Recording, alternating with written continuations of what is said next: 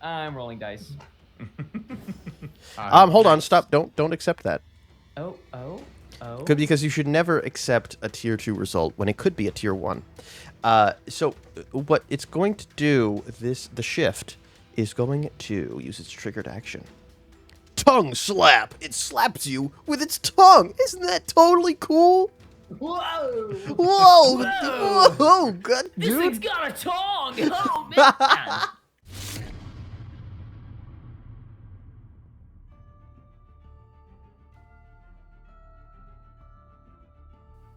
We're playing Draw Steel, the game where heroes and anguilados never miss. Our heroes, now the crew of their own squid ship, have taken a job that has led them to the manifold of Mantis Arma. Here, a group of anthropomorphic space toad terrorists are selling off bioweapons to anyone who can afford it. The High Weirdos have been hired to stop this sale and bring those responsible to justice. However, the buyer has close ties to a few of the heroes' pasts. Can our band of heroes keep their cool, or will the timescape fall to the likes of toads?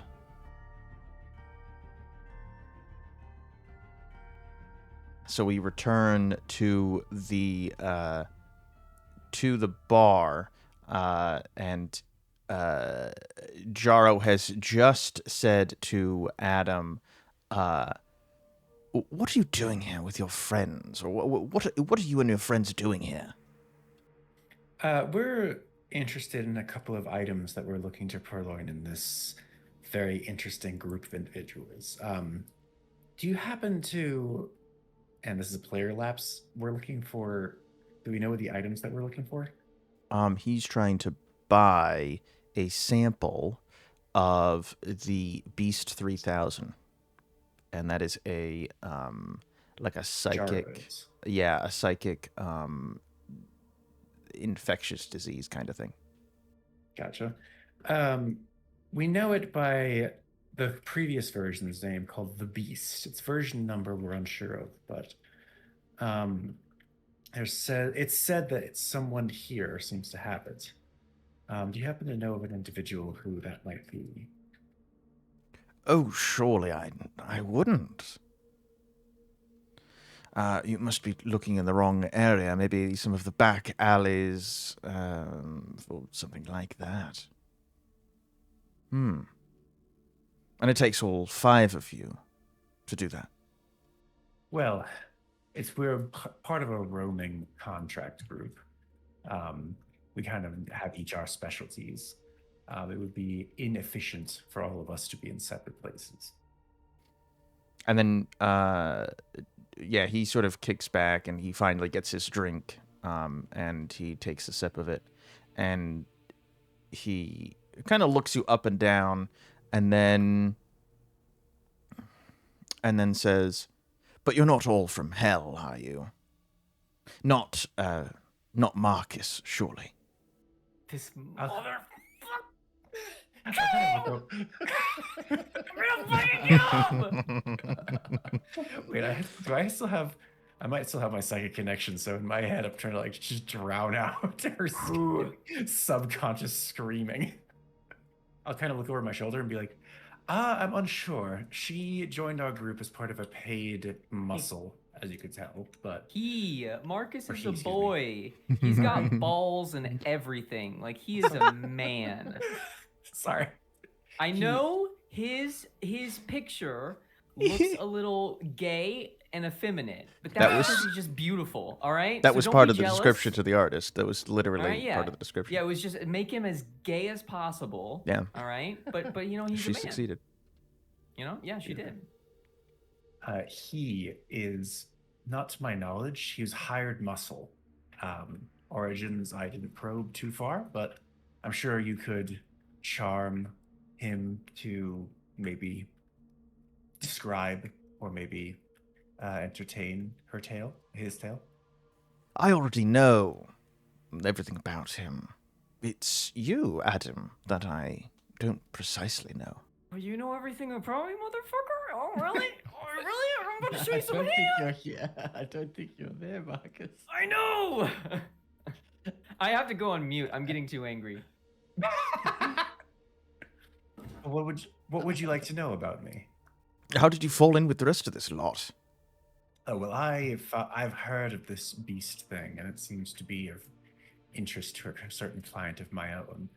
And these individuals seem to be looking for common cause. And they are quite a reliable group of individuals. Not only visually alluring, but quite quick on their feet in a fight. Do you know how I know about Marcus? I'll feign fascination. No, you know him. Oh, do I know him? And at this point, he leans in almost to tell you a story. And at this point, we will cut back to Marcus, Mazchna, and Val in the other room. Okay. Mazchna, get out of my way. Look, I want to help you. Get out of my way!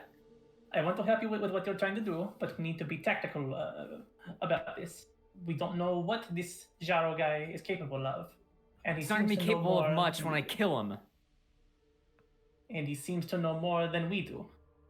So, if we want to be successful, we need to find out more about him than he does about us. Then you can deal with him once he is no longer of use to us. I will personally believe see this. to it that you get what you want out of this. I can't believe this. Val, did you know? Did I know what? Did you know that he was He the was- one that signed the deal? You had to have. Yeah, I did. I didn't know he was here. This is the first opportunity I've had to tell you since we laid eyes on him. And I knew it might jeopardize the mission, but I knew you deserved to know. Now, I know one other thing about Jaro. He has a very big ego. He thinks very highly of himself. If you really want to hurt him, you need to play into his hand. We need to turn the tables on him. And then in the moment that he realizes he's lost, that's when you kill him. And that's when you inflict maximum pain. Ooh, yeah, Marcus is thinking for a second, because he wants violence now, right? He'd be spending fury, speaking in game mechanics. He's spending all of his fury. I think Marcus looks at Val and kind of like disgust on his face, and he looks at Mazchna and he thinks, okay, like, if she's saying to stay back, maybe it's not the right time. And he'll look over to Val and be like, you better fucking be right. I want that man's head. It's within our power to give. We'll give it. I need you to promise me that we're not gonna let that bastard get away. Oh god, you're making me promise. I have no idea how fucking powerful this guy is. That's out of character. Promise. I'll Also hold out. out of character. I mean, he's only one guy. Yeah, he is only one guy. But Ajax Famous is also last one guy. words. That's true. He's just one guy. How powerful could he be? Yeah, Marcus will hold out his hand to shake yours when you make that promise. All right. And then Shake. Marcus says, fuck, what do I do now? I can't go back out. I can't go back out there. Just let Adam do his work. For every city in hell, I just don't understand why we're working with that bastard. I know it's the mission, but Masha hands you a Newport. a what? A cigarette. A Oh my Newport? god. Cigarette. I don't know what that is. Oh, It's a come cigarette. on. Yeah. It's a cigarette brand. Yeah. Or Marlboro. Oh, okay. No, she. Yeah. Not a Marlboro. She has class. Yeah. Oh, sorry, my bad. Okay, yeah, sure. He takes it and just like he's so fueled with rage that when he goes to inhale, it's just the whole thing burns to ash. That's cool. That's cool. And then he holds his breath, and he takes a long like moment to just kind of wait, and then he blows out smoke, and he kind of calms down just a little bit. Yeah. And then I'll just be like, we need to remember,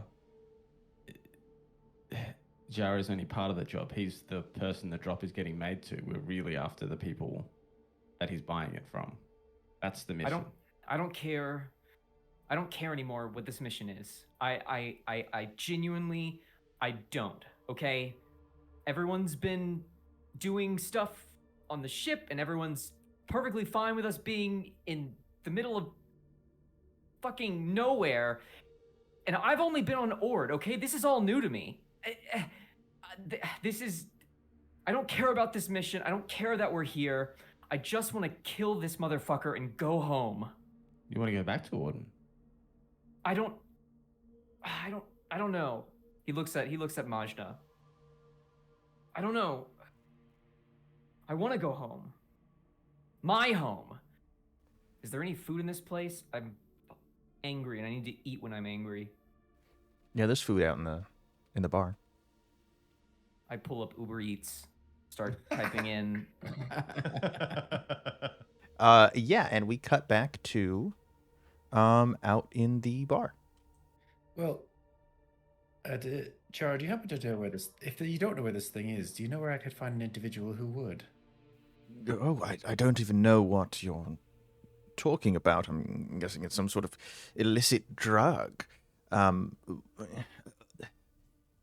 It is my business to know everything, but on this particular subject, I'm a bit foggy, sorry.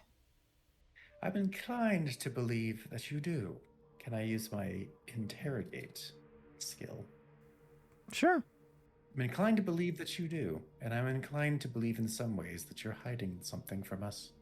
Okay. Make the roll. It would be presence, right? I would like that, yeah. So +5 to this. Oh, Okay, all right. Tier 2. Mm-hmm. Okay.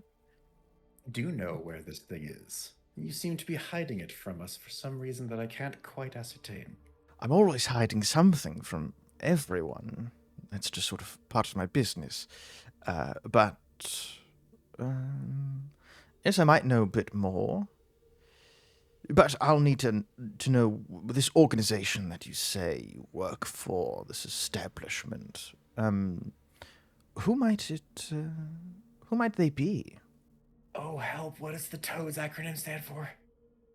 The occupancy of anthropomorphic dominance in space.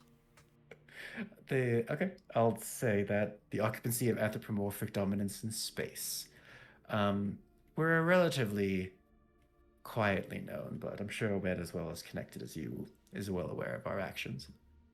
He finishes his drink and then puts it on the bar, and he says, "Now I know you're lying to me.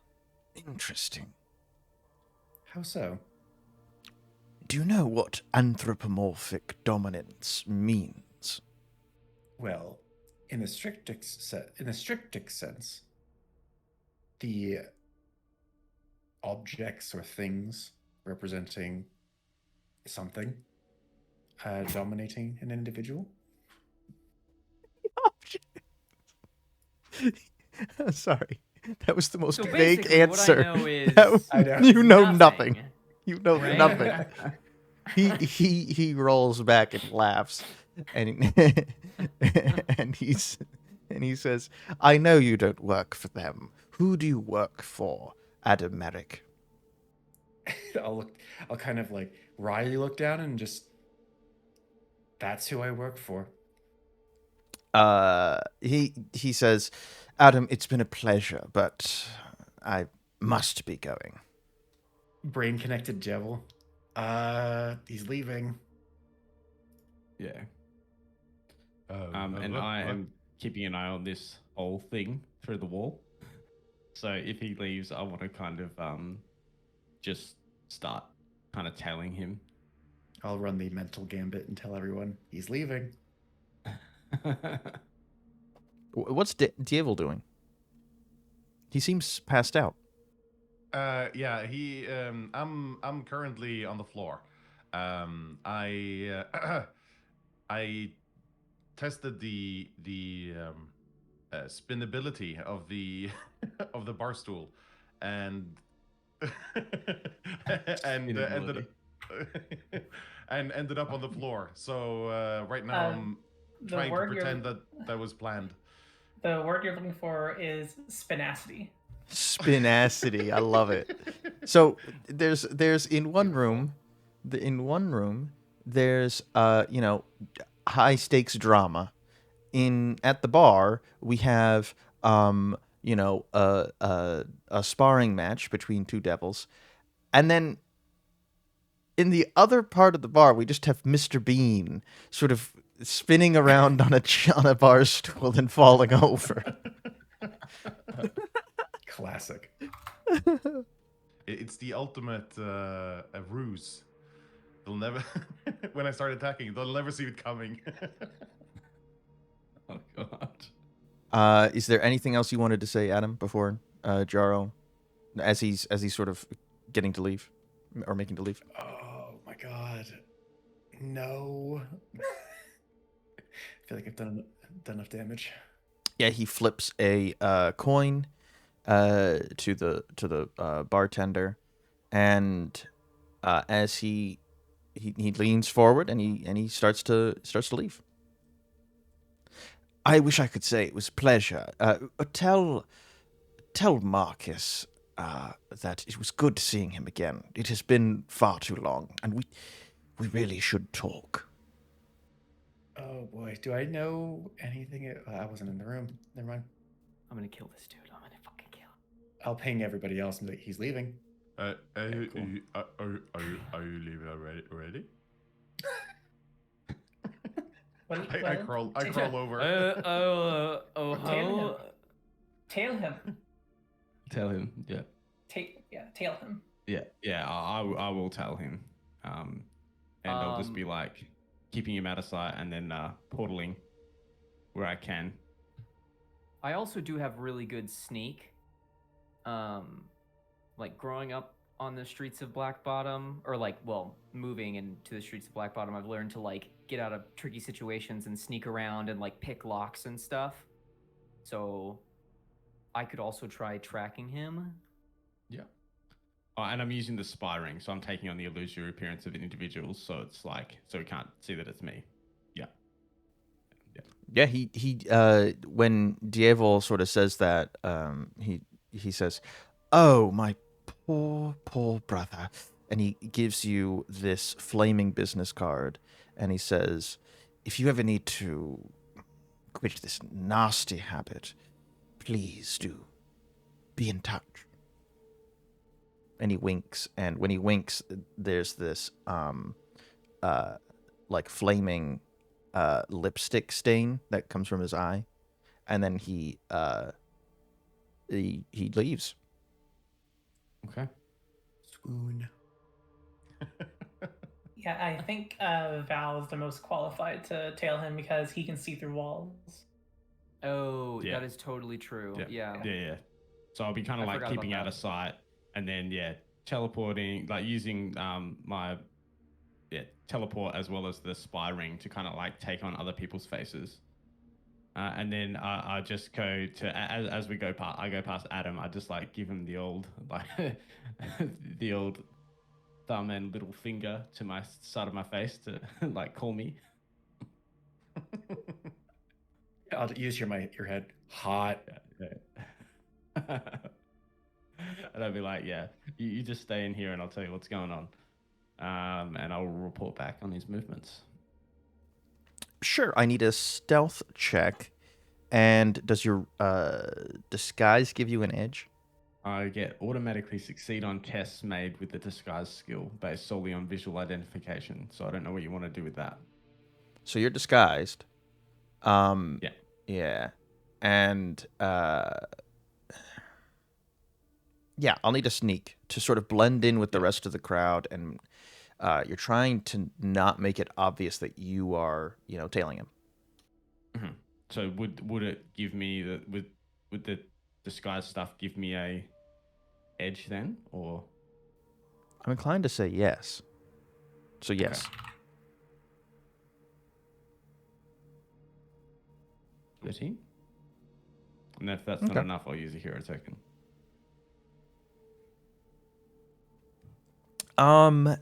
Yeah, I think you're gonna need to use a hero token. All right.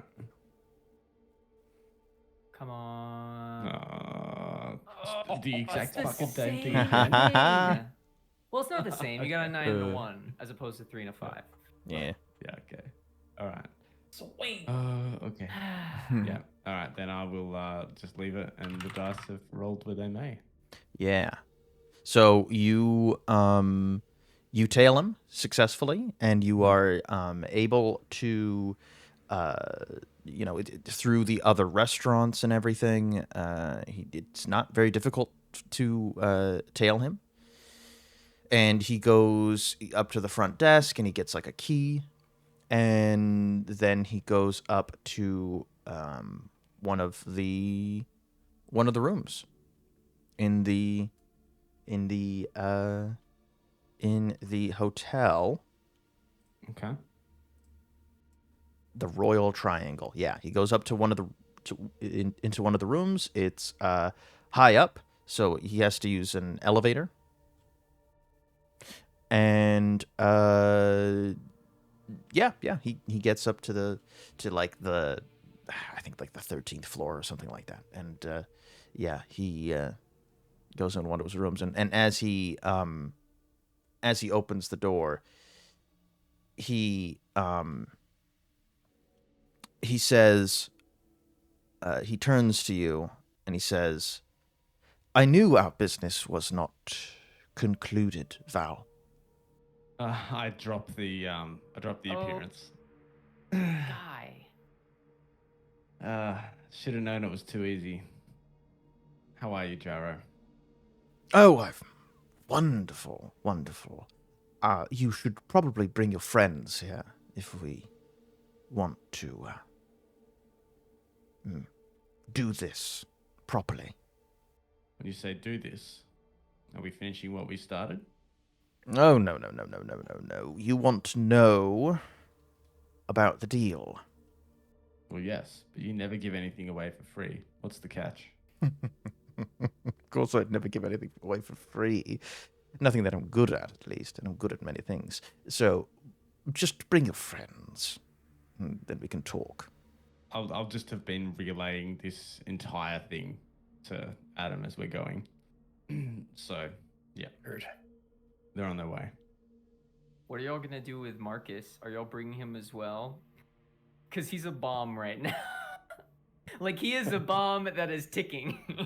Yeah, He's a maybe I'll grenade say to with Jaro, potential. I'll say to Jaro actually, and I won't relay this back. I should tell you that Marcus knows. Oh, of course he does, yes. It was only a matter of time. Yeah. Are you sure you want him here? Why are you talking to this motherfucker like you're friends? Oh. Kill him. Of course, he should be here. I'm sure he has many questions for me. Yeah, I just don't know if you're going to get a chance to speak.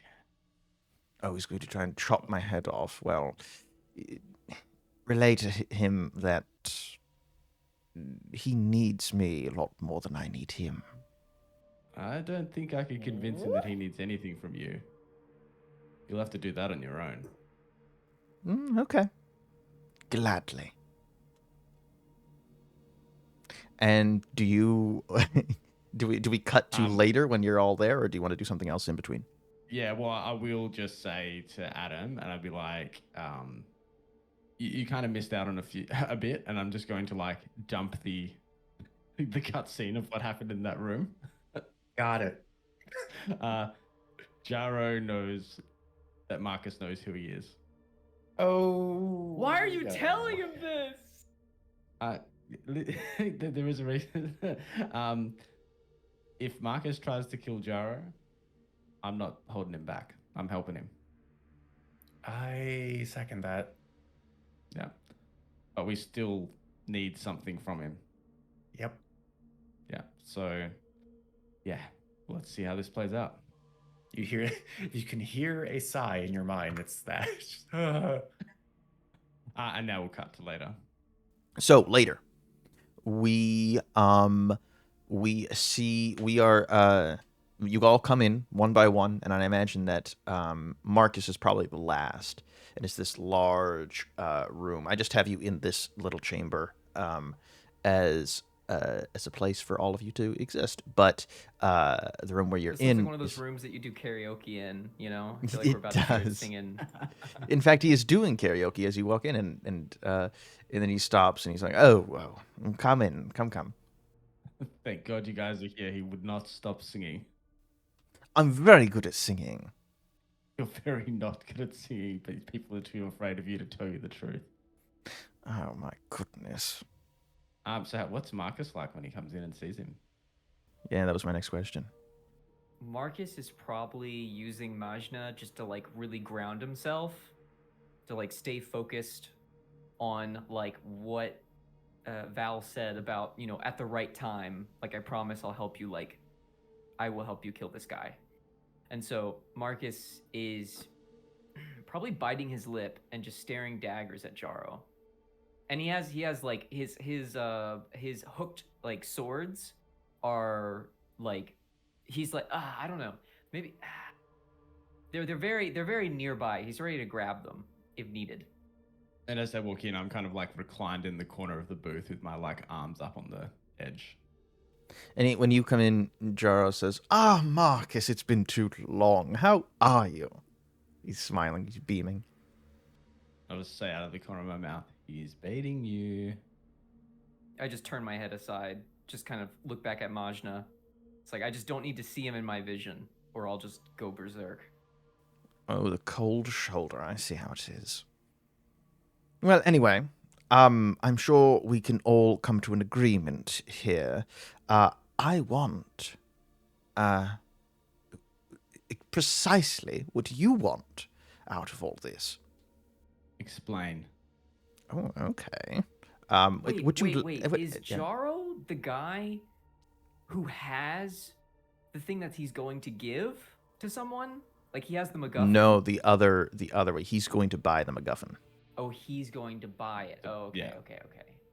And he says, "Oh my goodness. Well, would any of you like refreshments before we get to business?" I'll take a beer. Of course, an ale beer for Djevel. Of course, my old friend. You didn't have enough at Star Lords. Well, we need something to stabilize. You know. Oh, I understand completely, my friend.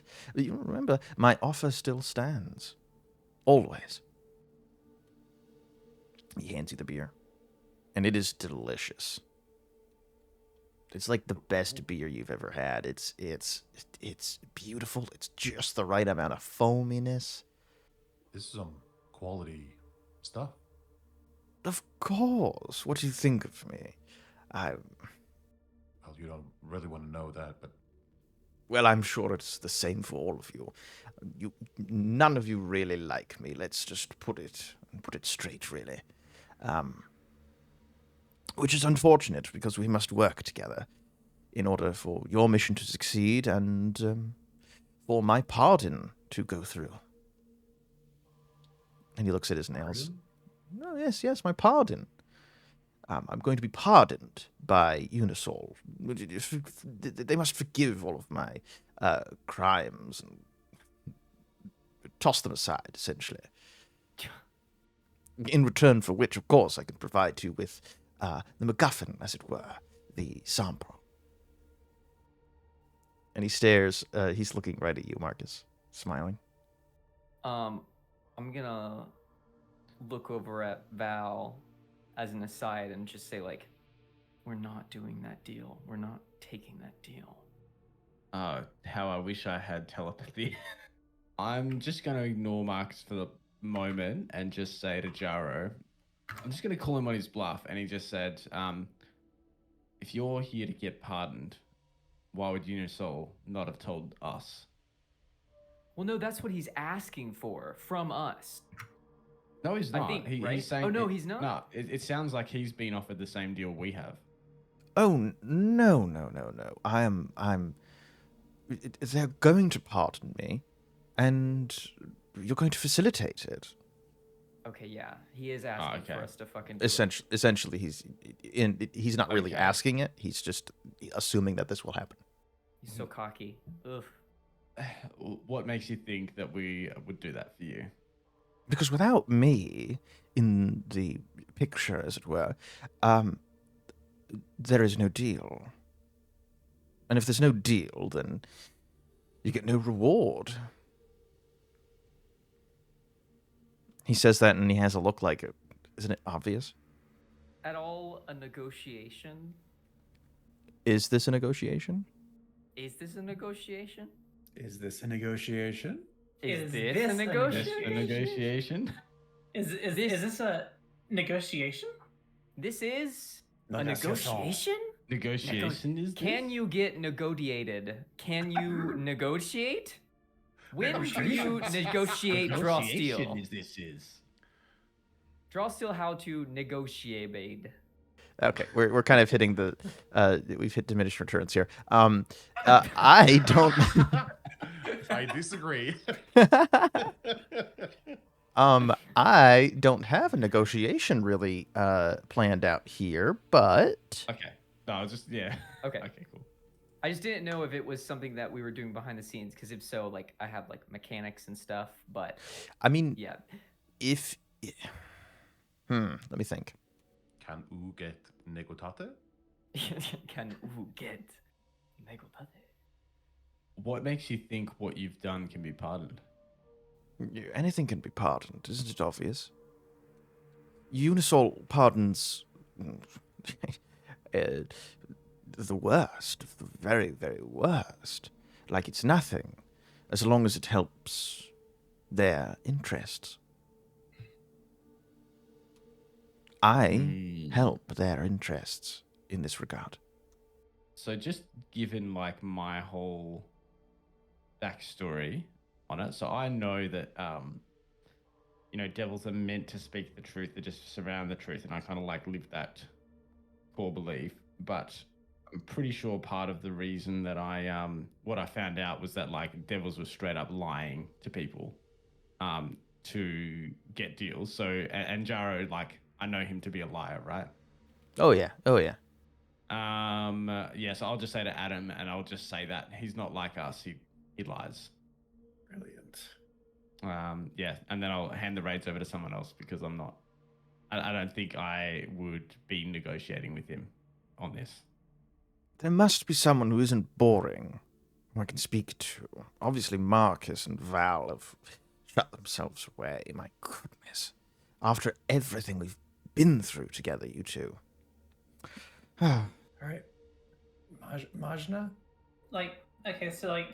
Out of character, we just need this guy to lead us to the deal. So like, your job is your mission is to arrest both the buyer and the seller. I thought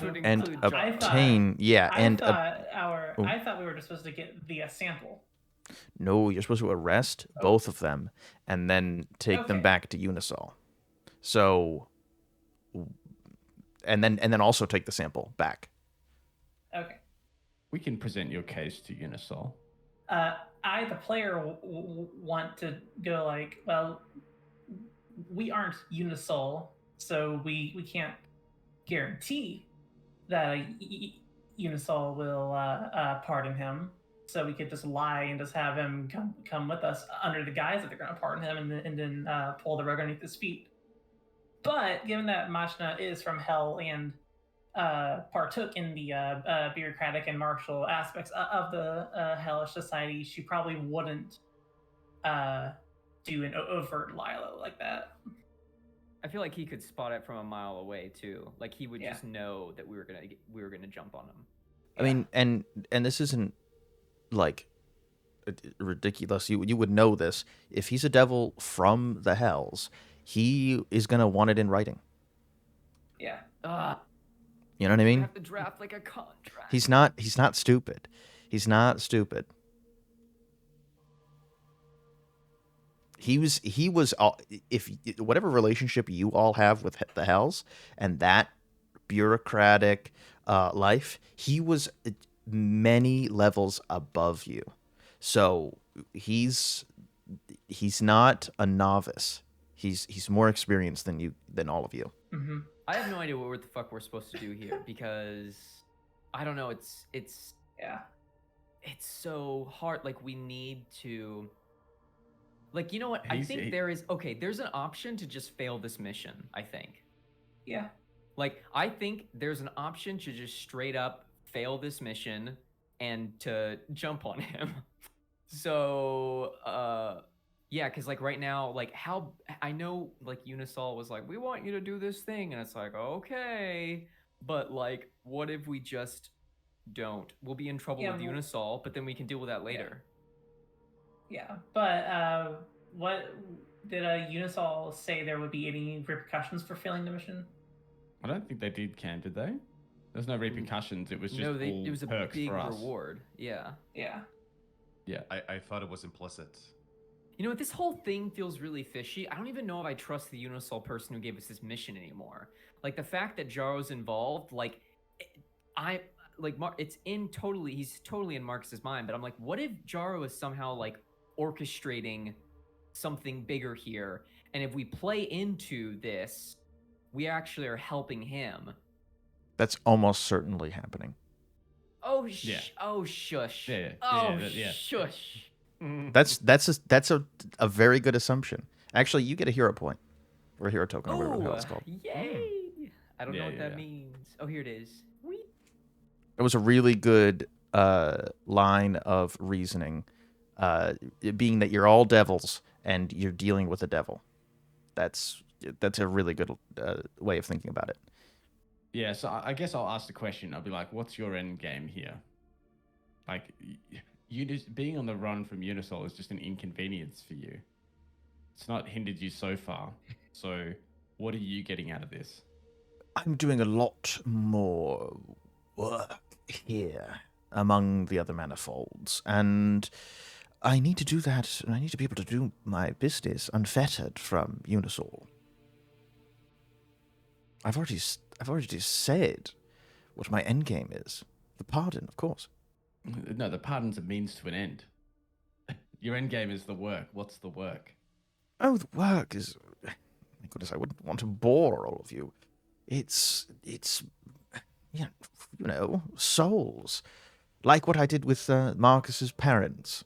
Oh. yeah. I see. That's where we're going to have a problem. Um. See, I can't let you do that again. Oh. Yeah, Marcus is gonna just stand. If they're sitting down, Marcus stands up, and you see him like fingering one of his like curved swords. Oh boy. Marcus, is there something you wanted to say? I'm all ears.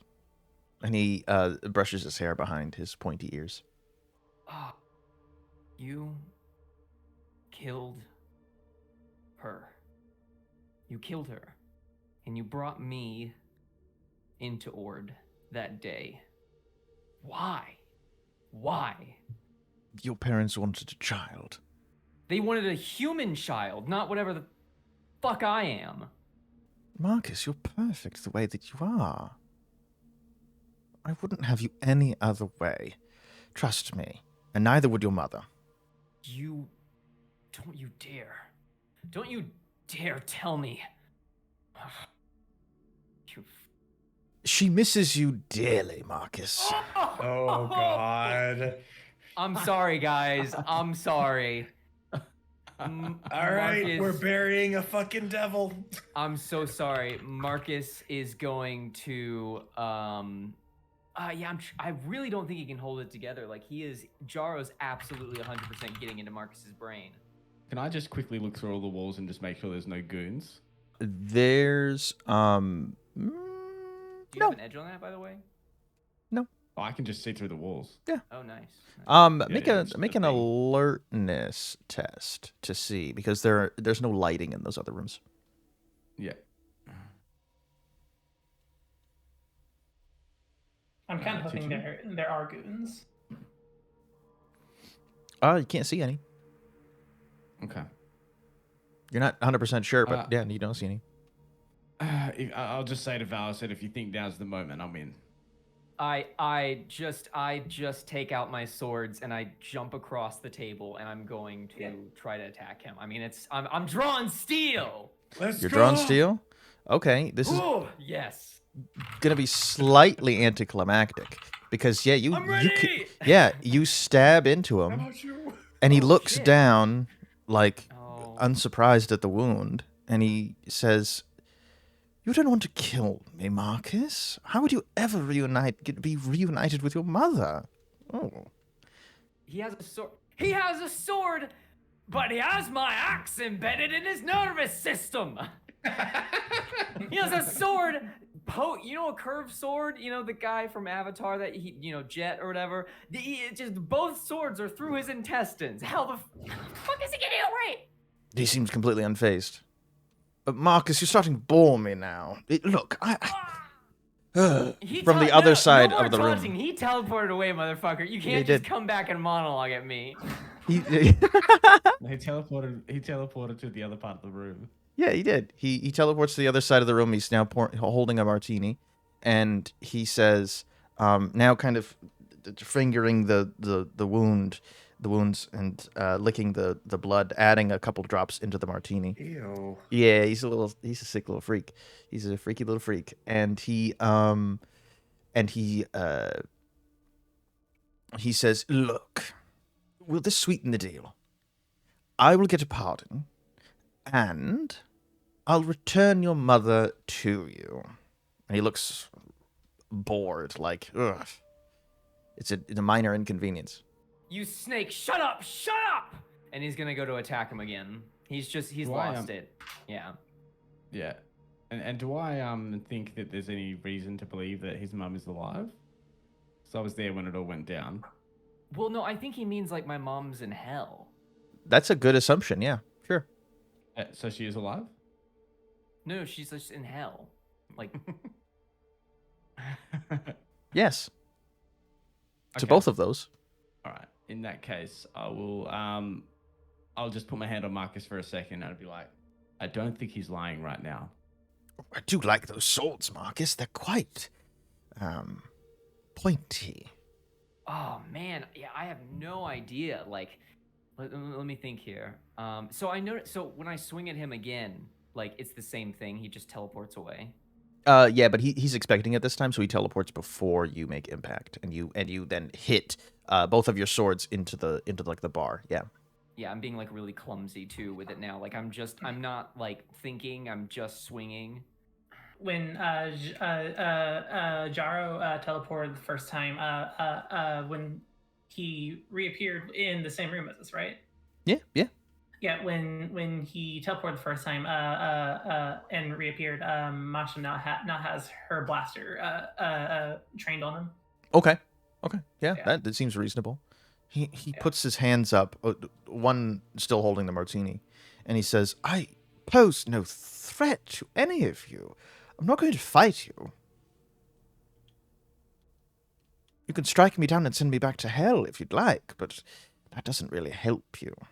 What condition is his mother in? "Oh, she's alive and well. She's perfectly healthy. She's been, we're quite busy in the last few years." Oh my god. Okay, so this could mean like two different things. Because my thought is either he did some dark ritual with my parents, and like my mother like spawned a like devil child, right? Mm-hmm. But also, I was thinking that what if it was like some kind of like crazy swap where like I got swapped with like a mortal. And so like I have a mother in hell. Like I come from like a family in hell, but I just got swapped. I don't know. I those are like my two theories Or like right now. a changeling type situation. No, like literally like me like in the womb and another kid were swapped. And that's why there right. was like difficulty with like that's why she died with complications. Okay. Yeah. I don't know. I have no idea. But I can't imagine. Yeah, because I was so young, I don't really remember it. But my dad probably does. What would I know about this, Cam? And you can DM me or we can talk in the secret chat if you don't, you don't want to say it out. But I found the contract. Oh shit. You found the contract. So what would I like? That how specific would it have been? It's hard. It would have been hard to parse. You were looking mostly at like Jarl's lying to these humans, and I need to stop it. And I can see this as a way in to Orden, and a way to escape, right? But there's always provisions for like your soul will go to hell or something like that. There's always provisions for that in a contract. So I think that would be something that you would assume. Benefits and exclusion section under policy 13, subsection B. Now you're talking like a devil. Yeah, exactly. Okay, so I think it might just be her soul, not her actual like mortal coil. Okay, Great word. So, mortal coil. Sure, but there might be a way to substantiate that in hell. Yeah. Well, okay. She might be a physical person in hell. Yeah, okay. I'll just say to Marcus, and I'll just say, hello, kid. I'm with you on this, but if he's saying like she could still be alive, so You think I'm it's up supposed to trust that? I Supposed don't to trust the word it, of a snake? I don't trust it, but do you want to take the chance? Also, this doesn't really seem to be working. It's working perfectly well for me. I can't. I think If I can't kill him now, then I need to get to a point where I can kill him. And know this, Jaro. I will be your own doing. I will find you, and I will kill you, and stop everything that you're planning. Oh, Marcus. If I had a gold piece for every time I had that, my goodness, I wouldn't have to do my deals with souls. You're sick. I've had that one before as well. So Marcus, All right. what do you want to do here? If there's a chance that she could still be alive, not for me, but for my dad. Okay. Yeah, Marcus will stand down very sadly, very angrily. There it is. There it is, Marcus. Oh, Val, yes. We can't guarantee your pardon with Unisol, but we can bring forward your case. And if what you've got is as good as you say it is, then maybe you've got a chance. But I'm doing this for Marcus, and I'm letting you know now, if you're fucking with us, you will live to regret it. I would never. And he winks again. That's the point. He winks, and there's another lipstick stain made of fire. Oh god, I hate him so much. I've never had an NPC get under my skin like this before. This is awesome. This is great. Thank you. Thank you so much. And it helps that he's so pretty too. Yeah. Right. Oh no, he's hot. Right? Yeah. But then I want to punch him, but then I don't want to punch him. You know, Mm. he's so hot. You got like a will they, won't they, will they, won't they? No. And I'll just teleport back to my seat. So, I would get in touch with Unisol so that we can get something written up. Well, we'll need some information from you on what you can, what your end of the deal is. Oh, yes, of course. Yes, we're going to meet in a small sort of shabby little place across the city, and we're going to make the deal there. I have copious amounts of gold that's really weighing down my bags, and we're going to make the trade. It's the contact. My contact is named the Shift. Shift. Okay. And so when we get there and we do this deal, do you plan to just stand aside, or are you going to help us? What do you mean? Of course, the deal will go through. Whatever you would like, however you would like the deal to go through, Val, that is exactly how it will happen. Val, I don't want to work with him. So we've got to bring. Sorry, out of character for a second. So we've got to.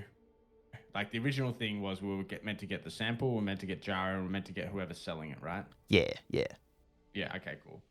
So if we do the pardon or arrange the pardon, we still need to bring the sample and we need to bring the contact. Yes. Okay. All right. So I'll then say, all right. Well, the terms will be this. This is what I'll present to Unisol. We, in exchange for pardoning of your crimes, current crimes, not future A crimes. full pardon, yes. Full pardon for existing crimes. That only includes crimes that are complete. Any that are currently underway, not part of the deal. Well, there'll be some sort of leniency. Yes, of course. Anything relating to the outcomes of this mission will be looked aside. But if you've got anything else going on while you're here, that's not part of it. Well, then I do have a few calls to make. Yeah, I thought you might. In exchange, you will help us secure the sample. The sample will remain intact and not be tampered with in any way. You will not take off with the sample. And you will help us capture the contact and deliver it to Unisol. Yes, this was my plan all along. I wanted to trade this with Unisol so that I would have a little bit of leverage, but you're all here now, so you've made it easier. And then I'll just say to the others, I'll be like, so anything else you want to add? And we will be the ones in contact with the Unisol, not you. Oh, Mazchna. Don't Mazchna me. Well, that is your name. Goodness. I must have a word with Unisol quickly, and they'll want a word with me. You will have a word with them when this is all over. I suppose. Goes back to looking at his nails. The deal is going to happen in tomorrow night, so must hurry up. I'm assuming we have a way of contacting Unisol. Yeah. You would have like a little pager, and then you would get in contact. Like you would get like a local like rep. no, I was gonna say like a burner phone that you would call the sergeant on. Yeah. Yeah. Like a payphone that's out of order, and then you would actually like it would ring, and you'd have to pick it up. Mm-hmm. You know. Okay. Well, I'll page them. Yeah. A few hours later, you hear back. You make it to the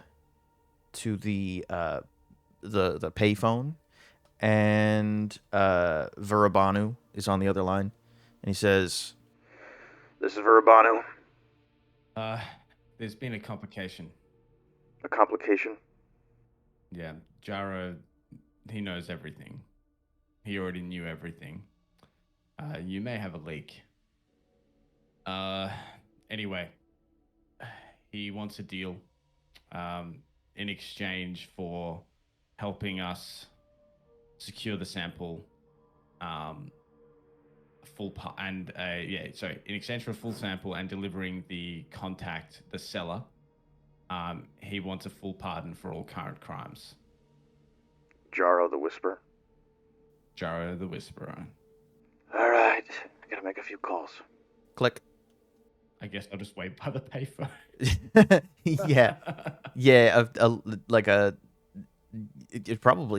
You're waiting through the night, and in the morning, you hear back, and it's just Virabano is just like, it's a go. He'll get whatever he wants. We'll iron out the details when we get back here. All right, let's hope that doesn't bite us in the ass. It won't be your asses. It'll be mine. All right. I will be waiting your call. Yeah, thanks. The deal's going down tonight. Affirmative. Yeah, cool. to just hang up that call, and then I guess I will go find Jaro and tell him. Ah, good, Val. That is very, very good to hear. I'm very pleased. Always a deal maker. I'm not the fucking deal maker, mate. Oh, all right. Don't need to be snippy. Well, let's get ready. I need to choose a whole new outfit, and then these gash wounds have healed over quite nicely. And he goes into his wardrobe, his extensive wardrobe, and he starts getting dressed. What? I have a question. Where have you gone off to? Wait. Oh, there you are. Yes, we're So having you're a having a- conversation over here. You're having a whole conversation. Oh boy. Mm-hmm.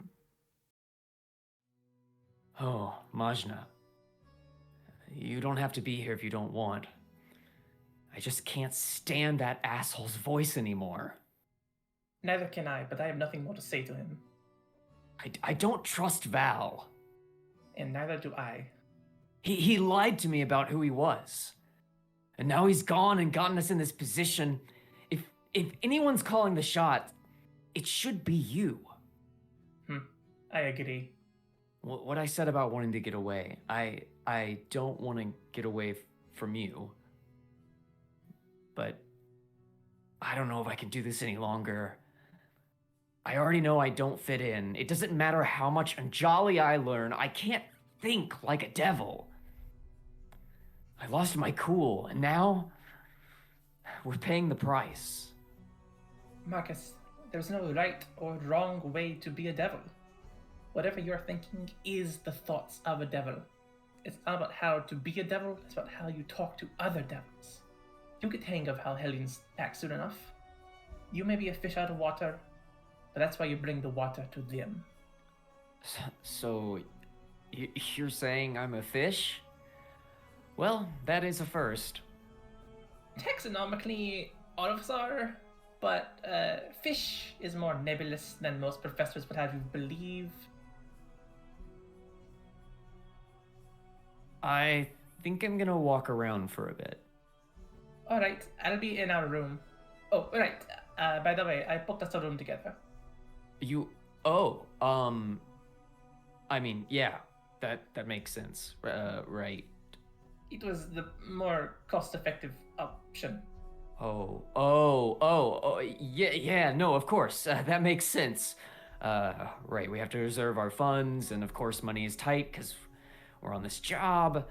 It wasn't like a choice or anything. Mazchna stands there awkwardly for a moment, then flies up the stairs. Marcus waits for a moment, and then face palms. This wasn't what I was expecting for a first date. Fuck. Just walk, Marcus. Take a nice, long walk. Maybe you can find some more thugs to beat on. Marcus walks away. Shit, I didn't tell him the room number. Okay, I will let the audience be able to just read, I guess, your little scene, and we will go with Adam and Djevel. What have you been doing over the night? God, just drowning my sorrows and just like self-loathing. Just like I botched that so bad. Just like I was just like trauma dumping to Djevel. Did we just let Jaro go back to his room, or are we keeping an eye on him? That's a good point. I think he needed to deal with some things when I put the only the current only stuff pertaining to this deal would he be pardoned for. He kind of was like, oh shit. I don't know if he'll let us be there for that. I'm thinking we should keep an eye on him the whole time. Are you insisting that you Yeah, you stay with him? I think. Well, I don't think it can be me that stays with him because I went and made the Unisol deal, so it'd have to be. And Adam is drowning his sorrows. Yeah. So yeah, let's just leave him alone with the cleric. I thought it was consoling Adam. Oh God. Yeah, you're probably God. consoling Adam, so who's left with Jaro? Okay. Shit. All right. Well, I mean, I've gone back and told him about the deal, so I guess from then I will keep an eye on him. All right. Yeah, as you walk back into the into his room, you knock on the door because obviously he's not going to give you a key, and he you see this squat dwarf exit, and it's strange. The dwarf has like is in the style of like Orden dwarves, right? And has stony skin and everything, and like crystals for facial hair and you know normal hair, and except the skin looks like bits of like craters are carved into it. It almost looks like the surface of the moon.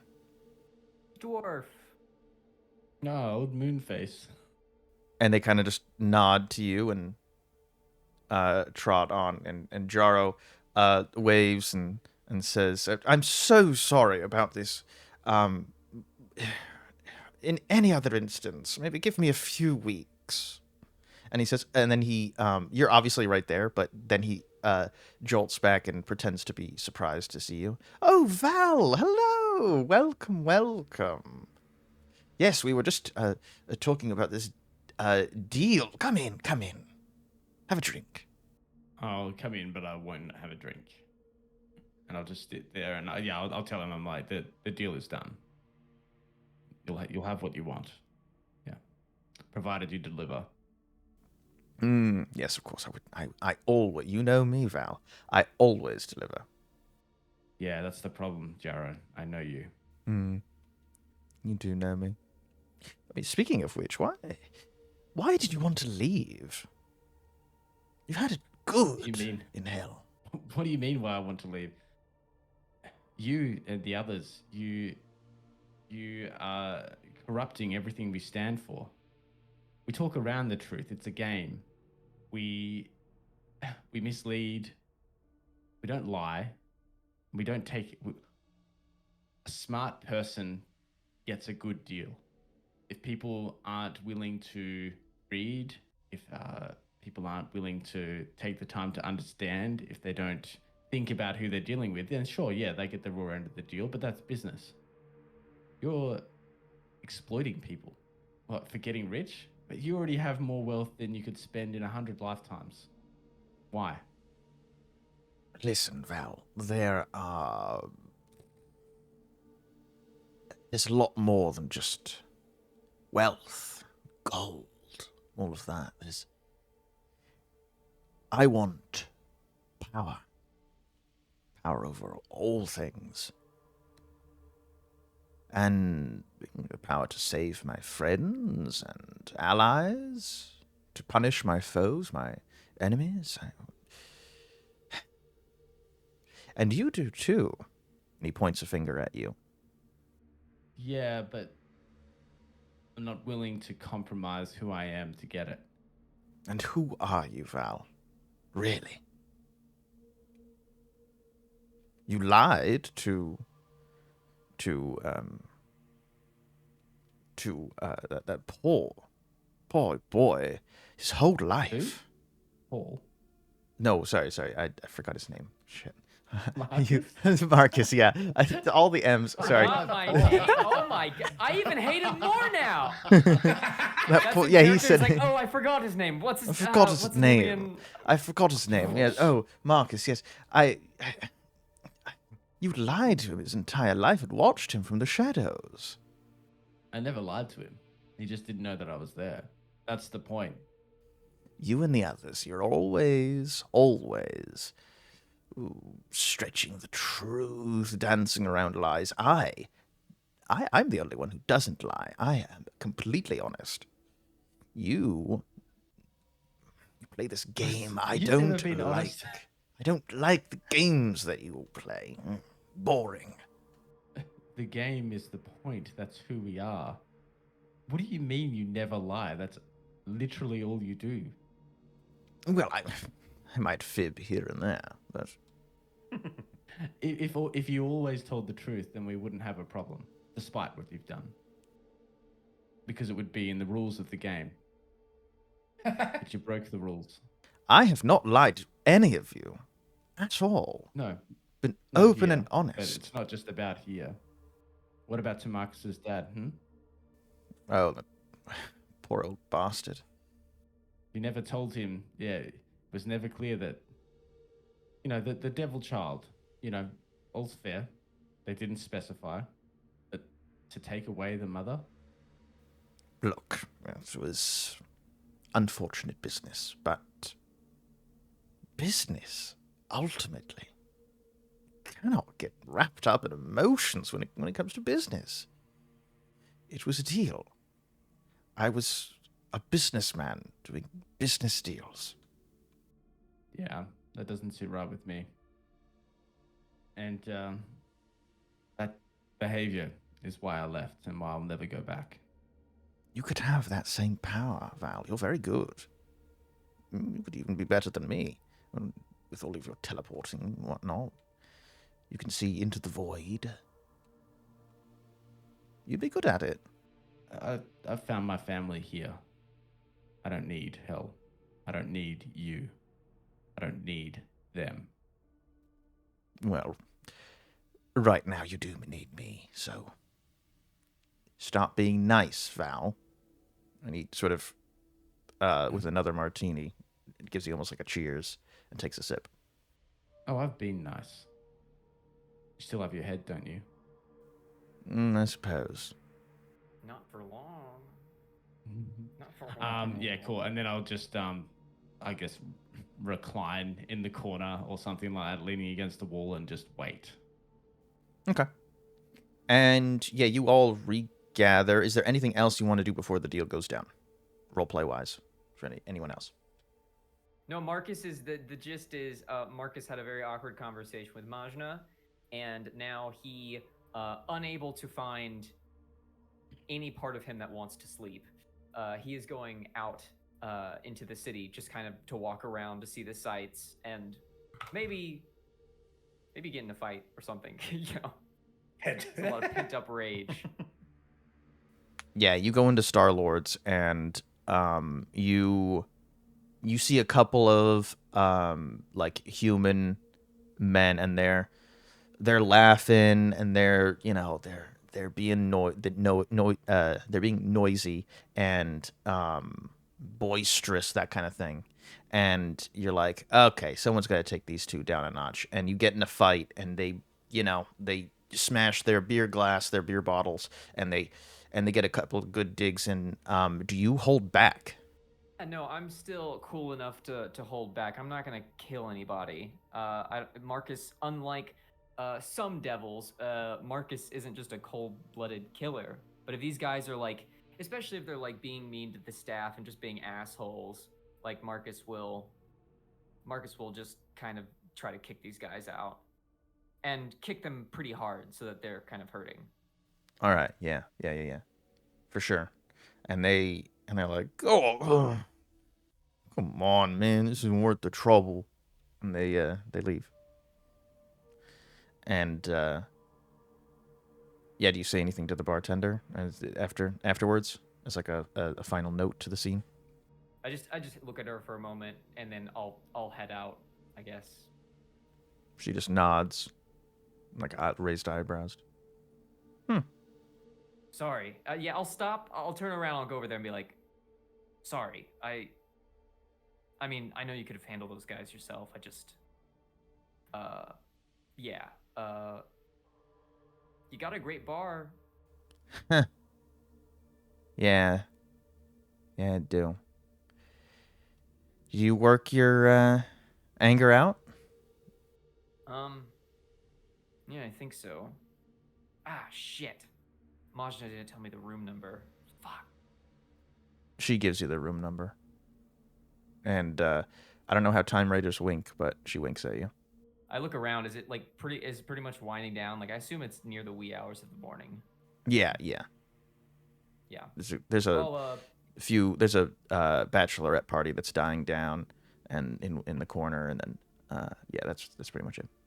I'll grab a broom and I'll sweep up the glass before I go. Oh, nice. She's like, oh, thank you. I just set it on the counter and I walk off. So now we can advance the clock to the deal. So Jaro explains to everyone. Let me get everyone here. Marcus and Mazchna, are you going to be in the room when you're talking about the deal? Oh, sure. Yeah. Let me in. Jaro leads you down to the front desk, and he, like an hour before the deal's supposed to go down, and he explains that he doesn't know which room they're going to go to, and it's going to be in the Ord's Inn, the sort of the Vaslorian section of the hotel, and about an hour before everything goes down, he goes to the front desk and says a passcode and gets a key card, and it's for room 224B. And he tells you that we're only meant to communicate telepathically. The shift and I. And they're only expecting me to be in the room. So I'm not sure how you want to deal with this. Do you all trust me enough? It's been so many hours. He's laughing. He's smiling. There's no trust. There's no trust. If we can get the room next door, I can look through the wall, but I can't do anything about not being able to hear in their heads. Yeah, it's the room next door. Both rooms are taken. Sake. Okay, so can I press Torzul up against the wall and have his Sinleri eldritch powers be able to like wiretap their telepathic conversation? Holy fuck, that's amazing. Yes, that's awesome. You're gonna. That's incredible. Yes, you theoretically could. You could do that. You would need to have a wall that is right up against the like an adjacent wall to their room, and so that would mean you would have to be in one of the two suites that are that's flanking 224B. Yeah, sure. So you're gonna have to kick someone out. You're gonna have to go in there, yeah, somehow. Okay, let's see. How would Mazchna go about this? Did Unisol give us badges? No, they didn't. They're smart. Come on now. Yeah, they're not gonna. I mean, that way, if anything goes wrong, they can just abandon us. You know. Yeah. In terms of physically getting you in there, Mazchna, I can do that. It's just keeping you in there without making noise. Well, yeah. So there would be two rooms that are neighboring 224B. Surely both of them aren't occupied. Oh, they're both occupied. Yeah. Can Val tell what kind of clientele is in there? Oh yes. Well, I should be able to do that. Yeah. Yeah. Peeping Tom, you creepy little creep. Yeah. Yeah. You see that there's this woad elf couple in the one to the left of the room, and then you see that there is this human couple in the one to the right. What are they doing, Val? Either of them coupling right now? No, they're not coupling right now. They're the woad elves are sort of meditating for a bit, and the humans are look to be like you can hear it through the door. They're like yelling at each other. Are they having sex? No, They're not. They are not. They are not coupling right now. And I'll just point at the door to be like, human couple, woad elf couple, arguing, meditating. The duality of relationships. Which ethnic group? Which ethnic group do we want to upset? Well, my if God. they're already fighting, maybe it's easier to nudge that a little bit and get them to leave. I don't know if wood elves and humans would be classified as ethnicities. I think they're just different species, but Yeah. I know, but like, I don't feel like she would like the word ancestry is hard to organically fit into into a sentence, and like species sounds too scientific. we And then species sounds too scientific. And Yeah. meanwhile, look at this map that we're on. Meanwhile, we're on an alien planet, hopping from planet to planet on a ship that can talk to us named the Boundless Prescience, and we're a bunch of devils, and you can't say species? Oh my god. Verify witness. Yep. This We're is back in the a- weirdness. Yeah, And it's about to get even weirder. Yeah. how Do we how just would you pretend try? they won something? Like on the house? Do Room we just service. knock on the door, pretend they've won something, and then they can go, couples therapy, you've just won it.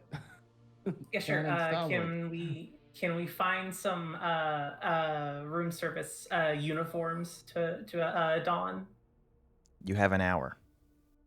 Okay, yeah. I mean, I Yeah. feel like Marcus is just gonna like knock on the door. And Okay. Just threaten them to be like, get out. Like just show Oh, my no. weapons and be like, get out. Yeah, the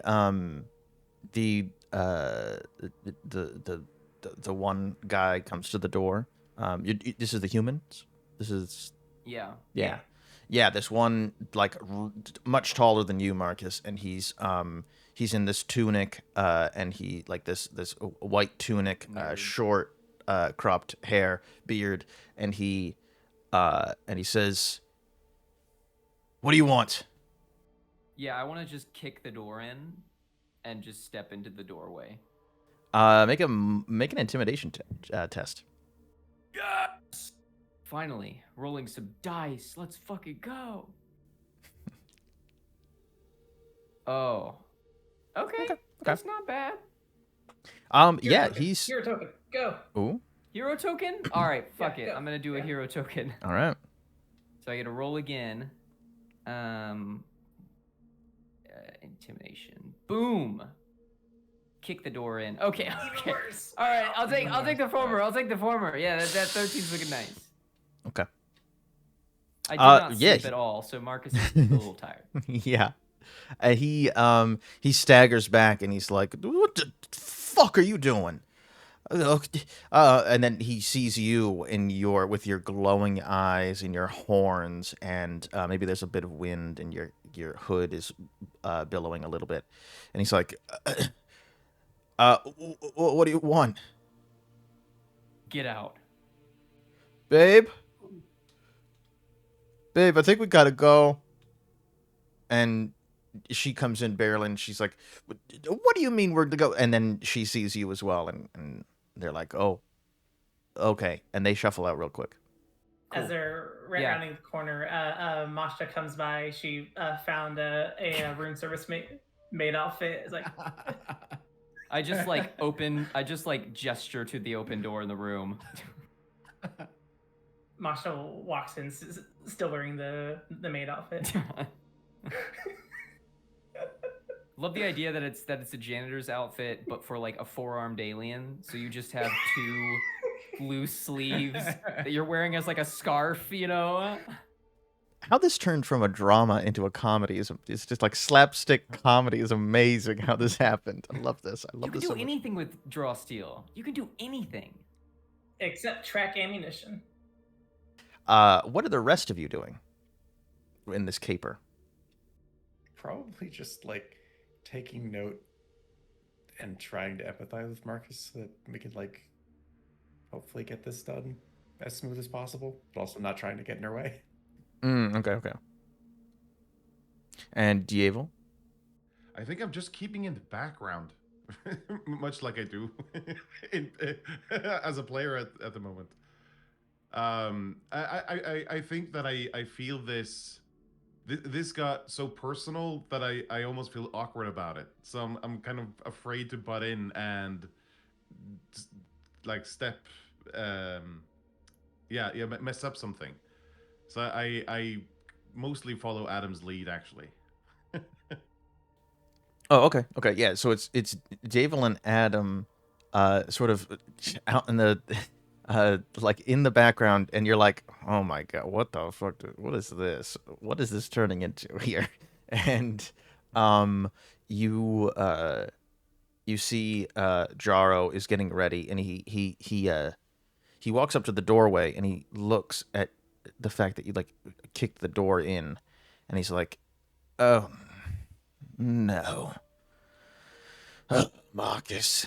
And he sort of does a last looks, fixes his hair, and then he goes to knock on the door, and he just phases through it. Oh boy. Yeah, and I'll just be keeping an eye through the wall. See what happens. Yeah, and you, Mazchna, press press the mind cube, the devouring mire, up against the wall, as if like a like that method where you take like a glass and you hold it up Yep, against a wall exactly. right to your ear. Yeah, Yeah. yeah. Except it's a Mhm. except it is an alien mind cube, and I love it. And and you hear this conversation between Jaro and uh the first Jaro comes in, and he you see that he takes like these purple leaves, and he mashes them up into like a chew, and puts them like under his lip, like he puts like chewing tobacco in. Maybe it's mint. Maybe he's just getting his teeth cleaned. And then you see that he kind of puts his pointer and middle finger to his temple, closes his eyes, and then as if like he kind of staggers a little bit, opens his eyes wide, and then shakes it off, and then looks for a seat, and he strikes a dramatic pose in one of the seats, kicking his feet up onto the table. And he's waiting there, checking his nails, and it's like a few minutes. It's like, maybe 10 minutes or so.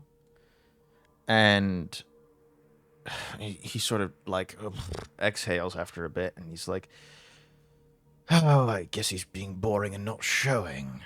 And then the shift is there when he's done saying that.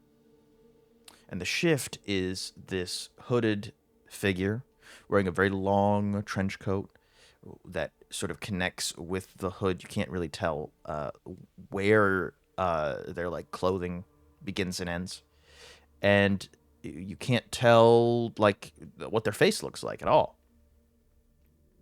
And you hear there's a conversation like back and forth. The shift in this very raspy voice says, "Where's my money?" And Jaro, of course, very flamboyant and very over the top. You know him very well at this point. Goes through a whole spiel about how this deal will be great, and that he hopes that that they don't spend the money all in one place. But he kind of winks when he says that, or thinks it, I suppose. And then he slides the money across the table, and then Jaro says, or thinks, well, where are you going to hold up your end of the bargain? And the shift waves their hand, and in the middle of the table, a silver pod materializes. And the shift says, use it well. And then they move to... oh, yeah? should we go in now? Yep. Yeah, I think now. Yeah, I yeah. mean, he has it in his hands, right? Like the trade has been made. The trade has been made. The shift has the cash, like has the cash, and then like sort of does a twist with their arm, which is and hand, which is gloved, like a leather glove, and then it's gone. Yeah, as soon as Jaro has the vial or whatever, I'll ask Val to create a portal for us to pop in. Yeah, I was already ready with that, so Yeah. it'll be behind the shift, and then right in front of us, Ooh, and we'll just lovely. duck through. Okay, and you all, so you can all duck in there. When the portal opens, the shift looks to Jaro, and Mazchna, I don't think you're listening anymore to what they say as you're moving into the chamber. But there's clearly some sort of the shift said or thought something, projected something to Jaro, and Jaro furrows his brow. And for the first time, he actually looks a little surprised and taken aback. And That's not a good sign. yeah, and you can tell that it's genuine. For the first time, he's not putting on a performance of being genuine. That look is pure, genuine confusion and a little bit of concern. And the shift, in a puff of black ash, disappears. We can't grab him in time. No, you can't grab him in time. However, I need someone to make a reason test. A reason with magic. Yeah, I've got that. Magic. Yeah. Do it. Had- Tier 2. All right. Nice. Okay. Nice. Yeah. You know that they probably studied the College of Black Ash, and therefore they couldn't have gone too far. Ooh. We haven't rolled higher okay. than a 14 all night. Yeah, it's Yeah. quite We sad, haven't actually. rolled very much, so No, that is yeah. true. In that case, I do. Can I like just quickly whip around and just look through the walls around to see where he's gone? Yeah, make an alertness test. All right. That's a intrigue skill, I think. So you would have an edge from being in my presence. Cool. Tier 3. Hey, let's go. Finally. You are up on the second floor. There's a courtyard in between, and you see, you look around, you're looking through all the walls and everything, and you see down in the courtyard. That's where the shift is. And before you do anything, you see that the pod opens.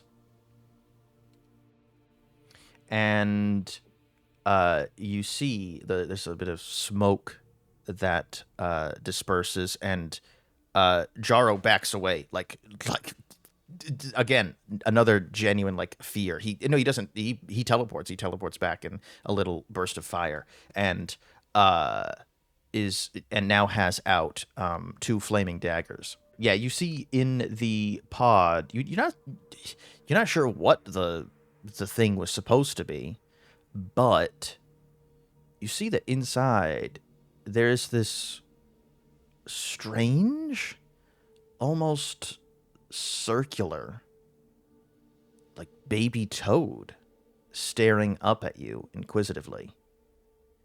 And it's about the size of, like, it's bigger than one of your heads. And it burps a bubble that explodes into a puff of smoke. And then it giggles like a baby. What the fuck is this? Fuck is happening?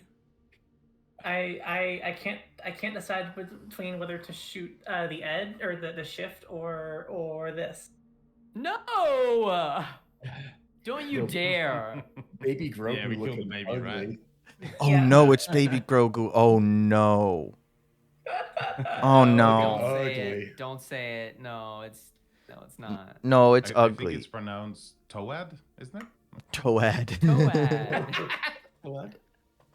Yeah, little T.O.A.D. And you're all left thinking, like bewildered, thinking, what is this weird little thing? So yeah, I would like to open fire on his speeder bike so he can't speed away. Yeah, you hear the revving of the speeder bike, and you see at a distance away that this creature is trying to speed away. And I think what we'll do here is make this into a bit of a montage test. Ooh. We have 3 different things going on here. So you can catch up to the shift, but there's a problem. You also have this little toad that is what did I have in my notes here? Oh yeah. It is. It's an almost circular baby toad staring at you inquisitively, and it burps a bubble that explodes in a puff of smoke. And so you have this weird little toad dude, and you have the seller escaping, and then you still have Jaro. And so we're going to need to find out who is going to handle which part of this sort of trifecta. Okay. Val, Adam with me. Marcus Djevel, kill Jaro and secure the toad. On it. Cool. You don't have to ask me twice. As you say. Jaro is surprised. What? Kill me? That's not his voice. What? Kill me? He was pretty like Shift said something to him and he got like rocked, hey, last session. Yeah. He was Is he recovered now, or is he like still a bit shaken? He's still a bit shaken, yeah. And he doesn't want to be anywhere near that toad, right? Like he backed the hell away from it. Yeah, he did. Throw the fucking toad at him.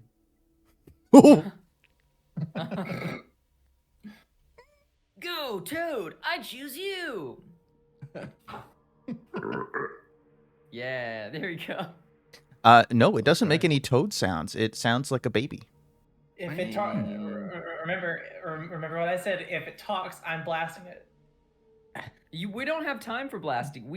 Y'all have to go catch Yeah. shift. Yeah. After we're done with the shift, if that thing talks and it doesn't talk like a hello, I am B3000. If it doesn't sound Holy like that, I am shit, atomizing that's an it. incredible frog voice. Hey, come Wait, on. you just freaking pulled that out of your pocket? Ever asked more like? What the fuck? That's amazing. That was an That's amazing. incredible. That's an amazing voice. Unfortunately, I won't be able to use it, but because this thing talks like a little baby, Oh. like a normal, annoying little baby, Like a human baby or just like baby noises? like a normal humanoid. Yes, except No, it's definitely less not saying disturbing. that. Yeah. If it says that, I'll kill it. Have you Oh, ever that's heard a baby weird. before? Have you ever heard a baby before? Yes. Yes, You're a Okay. asking human me baby? this? Yes. Yes, the father of at least 2 that we've witnessed, and Allegedly. John. Well, yes, allegedly. Wait, you have 2 children in your home. We don't. You almost said Who in knows? your possession, didn't you? I did. Don't you possess them? I don't know. What do you do with children? I don't think you have James, them don't you lying own your around. children in Australia? Is that how that works? You own them, Oh, right? You no, buy yeah. them from the... Yeah. You yeah. buy them from No, the no, government. it's- No, we got rid of those rules a couple of years ago. They come to you in a kangaroo pouch. Oh my god. No, aren't they Oh. like little baby prisoners from Oh my England? god.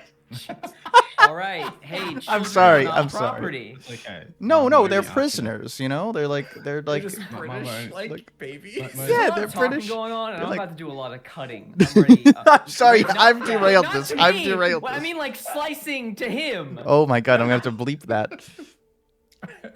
Oh no. It's all right. They're little baby prisoners, but they were only arsonists, so it's minor crimes. Oh, okay, okay. Is that what a minor is considered a minor crime? I feel like that's a Yeah. felony. They're under the age of Arson. 18, so any crime's a minor crime. Stop it, James! Stop It's it! like- Stop it! Stop it! It's like it's Oh, it's only property. what, the children? No, the arson. That's true. Anyway, Mazchna's flying after this fool. Yeah, let's break y'all up into groups. Group project. Who is going to stay with the baby? Who's babysitting? The boy. It's Adam and Marcus, I think. Yeah. No, I think Adam and Val should go with Mazchna, and Marcus and Djevel should stay with Jaro and the Toad. Okay. The baby. Yeah. Sounds good. I dropped the baby in Marcus's hands. So we have Marcus, Jaro, and Djevel. And then we have Adam, Mazchna, and Val. Okay, so who is going first in this montage test? I would like to use. Do I have escape artist? If not, that's fine. Yeah, I don't. But I do have a strategy. Can I make a strategy test with reason to try to outsmart the shift's path to like guess where he's gonna go, so I can cut him off at like an intersection or something. Yeah, sure. That's cool. Alright. That's a cool one. Alright. You're like sliding on the Uh, rooftops and everything. Yeah. Sliding? What sort of underling do you take him for? I'm flying. Oh fuck! I forgot you had wings. Watch out! Oh, Yeah, Karina's no. chat. Oh I'm gonna no. spend a hero token. I'm gonna spend a hero token on that. Reroll. Okay. Can you re-roll, or do I have to press a button? You need to reprong it. I think. Yeah. Gotcha. Oh my god. Oh, better. Yeah, so you are able to I mean, at first you completely lose the shift.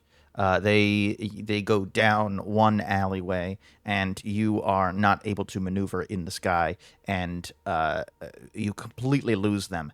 But then you steal yourself, and you use that hero token, and you close your eyes for a minute, and you just see the Matrix, and you see a bunch of equations and numbers and all that stuff going under your eyelids, and you're like, oh no, they're going there. And you actually cut them off, and it's not perfect, but you are you have furthered the you've gained some ground on the shift. And I think it goes without saying, but like every time he's within my field of view, I am opening fire on him. Okay, yeah, sure. My idea for this is to if I can, I want to try and, like, if he's trying to get away with some speed, I want to get a portal like back where we are, and then like get a portal right in front of him, so he just like drives immediately through it. Oh, some Looney Tune shit right here, like that. Yeah. But Wiley. it does involve Coyote. a little bit of, because a target like an enemy would typically have to be force moved into it, but if they're on a vehicle, it's forcing their movement. Because they're not moving, the vehicle is moving. Even if it doesn't take into account as force movement, I'm pretty sure you can just decide who can and can't enter through the portals, but just by touching them. Okay, cool. Well, then, yeah, I would decide that he did. So what skill are you using? Well, I'd be using my ability of subtle relocation. Oh, cool. Yeah. And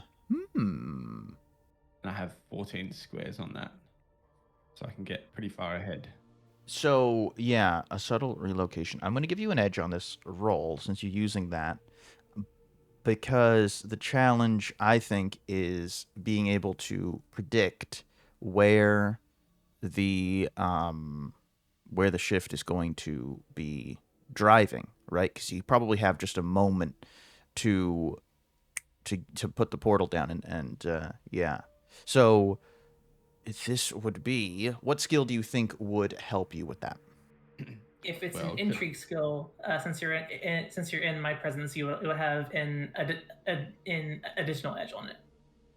Yeah. Well, yeah, and otherwise, I can use probably alertness, I think, for that. So like just being attuned to what's happening, and then just timing it exactly right. So would that be intuition or reason? Intuition, I'll say. Okay. Yeah. Of course you would, you motherfucker. Hey. What's that? I'm sorry. Makes No, sense. it's You're okay. trusting your gut. No, it doesn't. Oh, there's a 10. There it is. Tier 3. All right. So, yeah, you are able to, again, you see the matrix and you can see exactly when the shift is going to just pivot slightly, and you open a portal, and yeah, you've gained a lot of ground. The portal is now near you all, and now the shift has to really rev the engine of the speeder to get away. You've made it a lot more difficult. Here's a question. Would the speeder go through as well, or would he just go through? What does the ability say? Is it creature and object? It only says creature. Doesn't specify object. How about this? I'm going to roll a d10. And on a 6 or higher, it's just the shift. But on a 5 or lower, it is the shift and the speeder.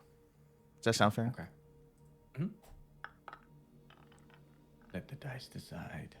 Ooh. Oh, it's just the shift. Just the shift, yeah. So the shift spills off of the speeder and then continues. Now seemingly on all fours. This creature is wearing this long trench coat, has this hood up, and some kind of like face covering underneath the hood. And now on all fours is now galloping over rooftops, fences, that kind of stuff, trying to get away. Get him, Adam. I would like to use either jump or gymnastics in pursuing him, going from rooftop to rooftop, some Mirror's Edge, Assassin's Creed style stuff. That sounds cool. I didn't imagine Adam to be very limber. I didn't imagine that. That's a surprise to me. It's very drunken brawler. Like, he looks like at any second he's going to fall and break his neck, but somehow he keeps catching his balance. That's cool. Like almost a Captain Jack Sparrow kind of strut. Yeah, it's basically He is a sailor. He's a sailor, wasn't he? He has a sailor background or something. It's basically how Jack Sparrow runs in what is it, Pirates 3, where he's like running on the ships. Yeah. You said gymnastics and stuff. Well, it's definitely going to be agility, right? Gymnastics or jump, whichever one you want. I prefer whatever gets me agility. Gymnastics. Yeah. Neat. Give me. Oh dear. Ooh. Okay, we're good. A consequence. Interesting. Okay. But I succeed on the task. Yeah. No, you succeed. You you're able to catch up with I think with the rest of the party as they have now kind of caught up to the shift, and you're able to catch up, but you get the sense that the shift like looks back at you, and it's this, you can't see their face, but you get the sense that they're getting angry. Oi, you're getting pissy, are you? Doesn't say anything. Damn it. Yeah, we cut back to I guess the other three devils. Marcus probably staring at Jaro very angrily, and Djevel, you have Jaro, and then you have this little orb-looking toad baby. And Adam handed the toad to Marcus, right? Wait. You handed it to Marcus?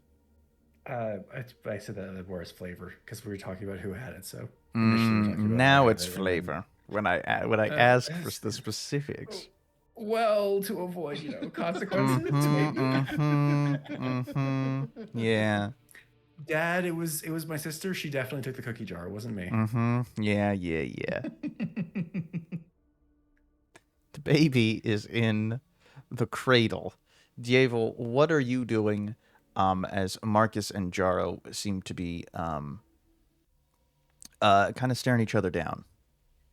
And this baby is kind of burping bubbles that are exploding and laughing at all of you. Does it seem... Does the baby seem sinister? What? Is it scowling? Yeah, at like... does it have like a sinister, I don't know, furrowing of their brows, or like a weird laughter or something, or just seem like a perfectly normal toadish baby? Seems like a very happy toadish baby. Yes. Hold on, but it.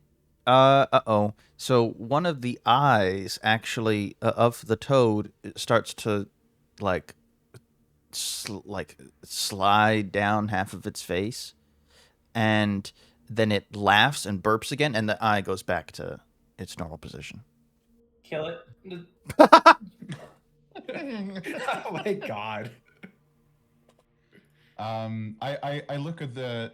I basically ignore the silent thing going on between Marcus and Jaro, and my complete focus is on the baby. I say, that is a neat trick. I think you will do well in the service of Cabal. It laughs. It doesn't seem to know what you said. I like to imagine that I know what it says, so when it laughs at me, I just say, yes, indeed.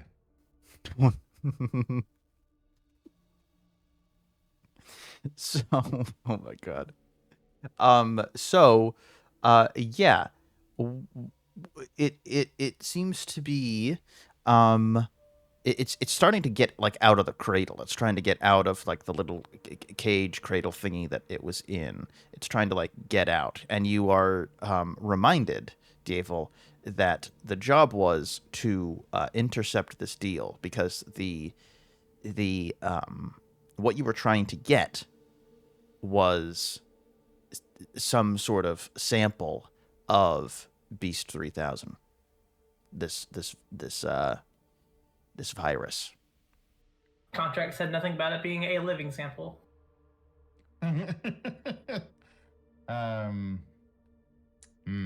Does it look capable of murder?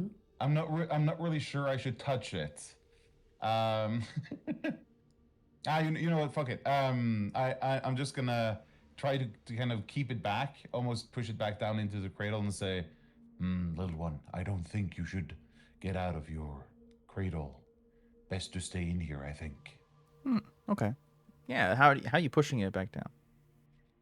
Just like just gently, a gentle, firm push with a flat with a flat hand. Oh, okay. So like the palm of your hand are you using? Yeah. Oh, okay. I need you to make a might test, please. Not part of the montage test. All right. Ooh. The Hero dice token? screwed me over. Oh yeah. I'm gonna spend a hero token on this. Can I? Yeah. Okay. Reroll. Let's try that again. Do you have endurance? Because I would give you a plus. Oh, there we go. That's better. Don't need it. So, Fantastic. so yeah. You at first you sort of push the toad back into the cage a little bit, and at first you feel this like burning on your palms, and then you kind of shake it off, and you could have sworn that you saw little like suction cups start to sprout from the palm of your hand. It was the weirdest thing, just for a second, and then they were gone. They were gone. This world that's closer to Kaval has some different rules from the one I'm used to, apparently. Can you grant me extra powers, little one? And I look at him, expecting a response. Yeah, it cocks its head, I guess its whole body, I suppose, and squints at you, and you see that its eyes glow like this this blue, and you hear like this like someone's flipping through a thick tome, like this heavy book, the pages flapping together. It's very faint, and then it shakes out of it. The eyes go back to normal, relative normality, and it burps again. And when it does, it has like this.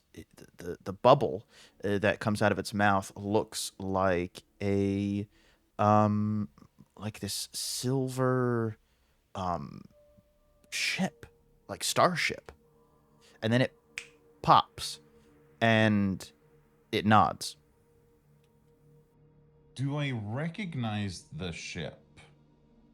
No, you don't recognize the ship, but it is very it's very Does it look familiar?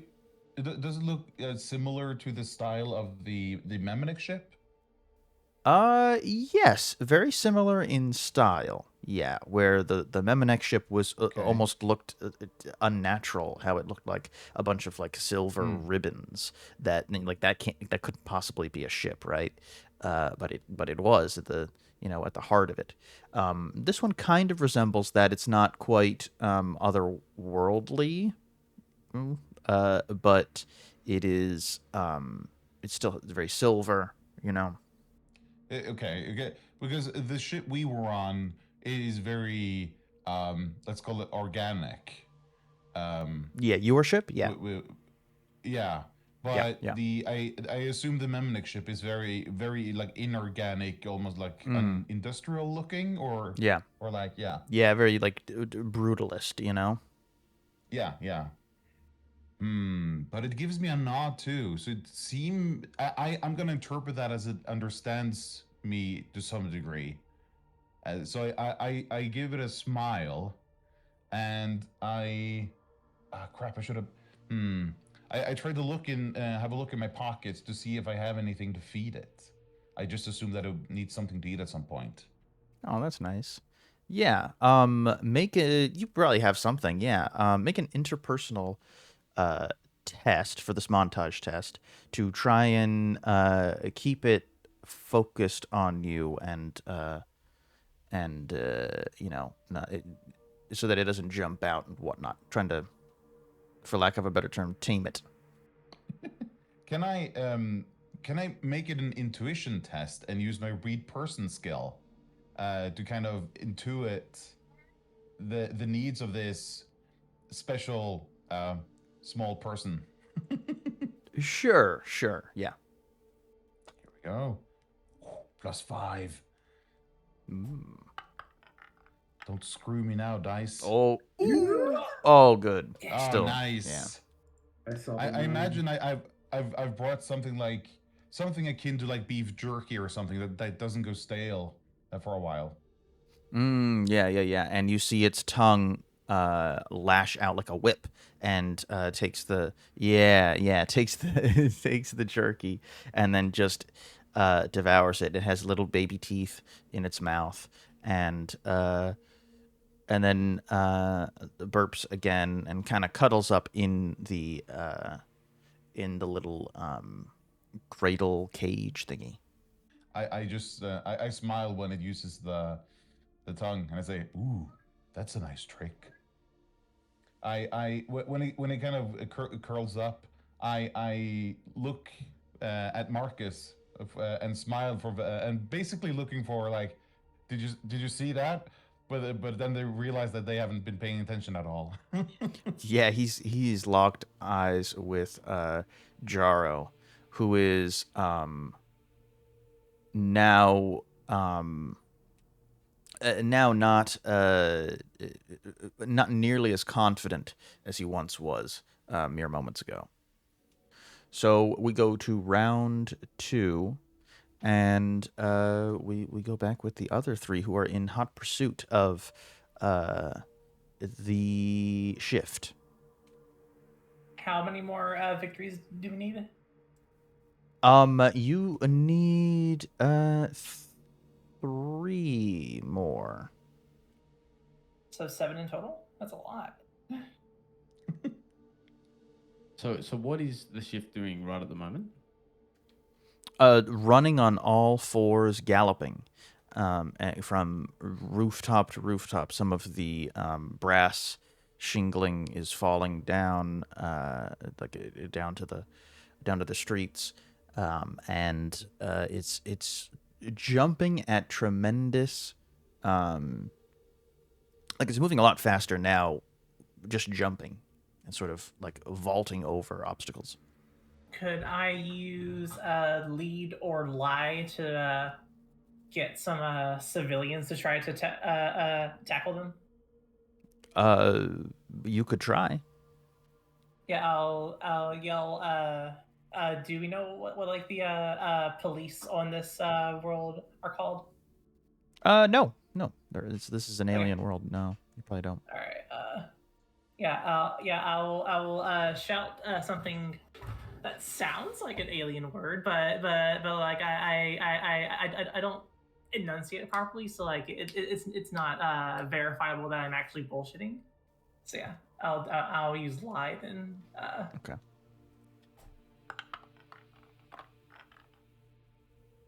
Oh.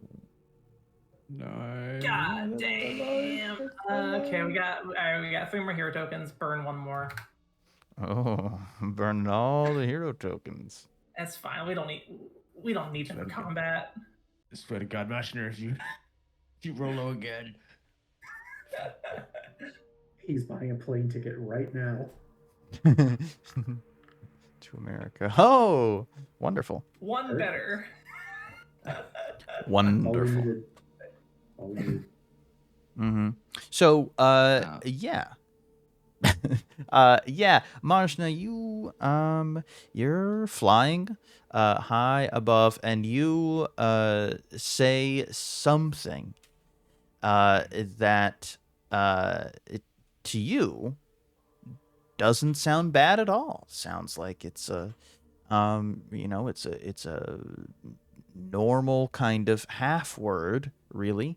And you're just kind of, BSing it through it, through the whatever this word is. But unfortunately, it means something real bad apparently, because a bunch of civilians in the area, it has the opposite effect. And now they are impeding you from getting closer to the shift as they start to form an angry mob, and they're saying in their like alien languages, like exactly. It's like the cantina scene in Star Wars, but just a lot more.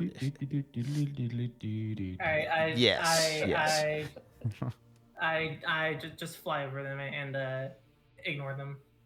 Yeah, that's the thing, is that you can do that, absolutely, but they're kind of they're hooting and hollering, and they kind of give the shift some much needed cover to get through. Yeah, you kind of lose sight of them for a second. So, in that case, can I use a combination of my portals and sneak to try and, like, while this is happening, because I'm guessing he's, like, looking back and seeing how far Mazchna is behind him. Yeah, I'd like to try and sneak in front of him so I can cut him off. Sneaky. Okay. Yeah, so using my portals to, like, get the advantage of distance, because I can get much further than him much quicker. Yeah. But I want to hide and then basically just be like, and grab him. Sure. This will be a roll of like getting into position of yeah. You're not. This is not quite like a. If you wanted to grab him using your like portals and stuff, that would be. I think that would be a different skill. Or maybe, and actually, yeah, I'm not really, grabbing is probably not my strong suit. Adam, what is your might? Are you a mighty boy? I'm not mighty. I am negatively mighty, some might say. Yeah, I'm also negative in mighty. Okay. So, I'm very persuasive, though. I have quite the presence, some might say. Okay, so I'll still sneak, and then maybe what I'll do is try and set up for whatever Adam's shenanigans are, and my portals are open behind me, so he can use that on his turn to kind of catch up to where I am. But I'm sneaking, and I want to basically like slow him down. You have an edge because of me. Yes. Yeah. Yeah. Oh. Ooh. Yeah. So yeah, you are able to sort of make very discreet portals that all the architecture in Mantis Arma is very like Art Deco, very angular, and you are able to make very sneaky portals that you that sort of blend in with the design. And you it almost looks like you're like walking through windows and whatnot. And so you're able to get the drop on the shift. And so you're sort of setting up for you're like, come with me, Adam. And then you're setting up the the takedown. Yeah. I have an idea that might help Adam. Because the shift left behind their speeder, remember? So Adam could grab the speeder and then have a better ground advantage. With the drive skill. You have the drive skill? I have the drive skill. Yeah. and is that an intrigue skill? Sadly, no. It's exploration. Oh. So I can try driving. Can I put the pedal to the metal? This is you're gonna have a bane on this. No, would you have a bane? Would you have a bane on this? You've never driven this before, but you do have the drive skill. I don't want to negate that because that's cool. Gas, gas, brake. Make sure you pull the clutch. Make sure you have the right gear shift. Yeah. I'll allow it. I'm gonna make this a hard test as well. How dare you? To account for you never driven this thing before. Oh, but you. That's hilarious. That was a 22. So Like a fish to water. yeah, you jump on and you're like, oh wait, yeah, okay. So this is you just turned one crystal and you flip a couple of other switches and you're like, oh, like riding a bike, and you just take off after the shift, and it is now almost certain that you will catch up with the shift, but it's all dependent somehow on Djevel back with the baby. Remind me, we were only here for the sample, right? We don't. Do we know anything? Incorrect. Did we get to know anything about any details about the transaction apart from stopping it? Stopping it, obtaining the sample, and arresting the two parties involved. Right. And now you've complicated things even more because Jaro is now given a pardon by Unisol. Yes. So they expect to have him back there. I feel like I need to break these two or get in between them. I'm kind of gonna after talking with the creature, the baby. I'm gonna and I look up and I see Mark is not paying attention at all, just being completely in like doing a thing with Jaro. I think I'm gonna move myself physically to be kind of not directly in between them, but kind of a bit. So that if they were trying to get to each other, they would kind of have to go around me a bit. But I'm not gonna break their. I don't want to break their line of sight because then I think that will trigger something probably. And I'm gonna turn to Jaro and I'm gonna say, so what does it do, the creature? Hold on. What skill are you trying to use in this instance?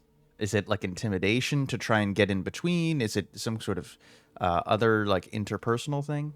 I'm basically trying to distract them, to kind of to break the kind of tension between them with something so out of field that it's kind of gonna mess up their thing. But I don't really have any skills that would. You have intimidate, lie, and read used... person, right? Oh, but you already. Yeah. What did you use? You used read person. I used read person. So now it's red person. Anyway.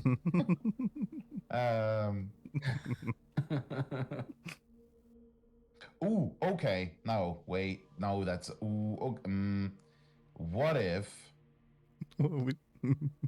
there were so many thoughts going through your head in that moment. Yeah. I love it.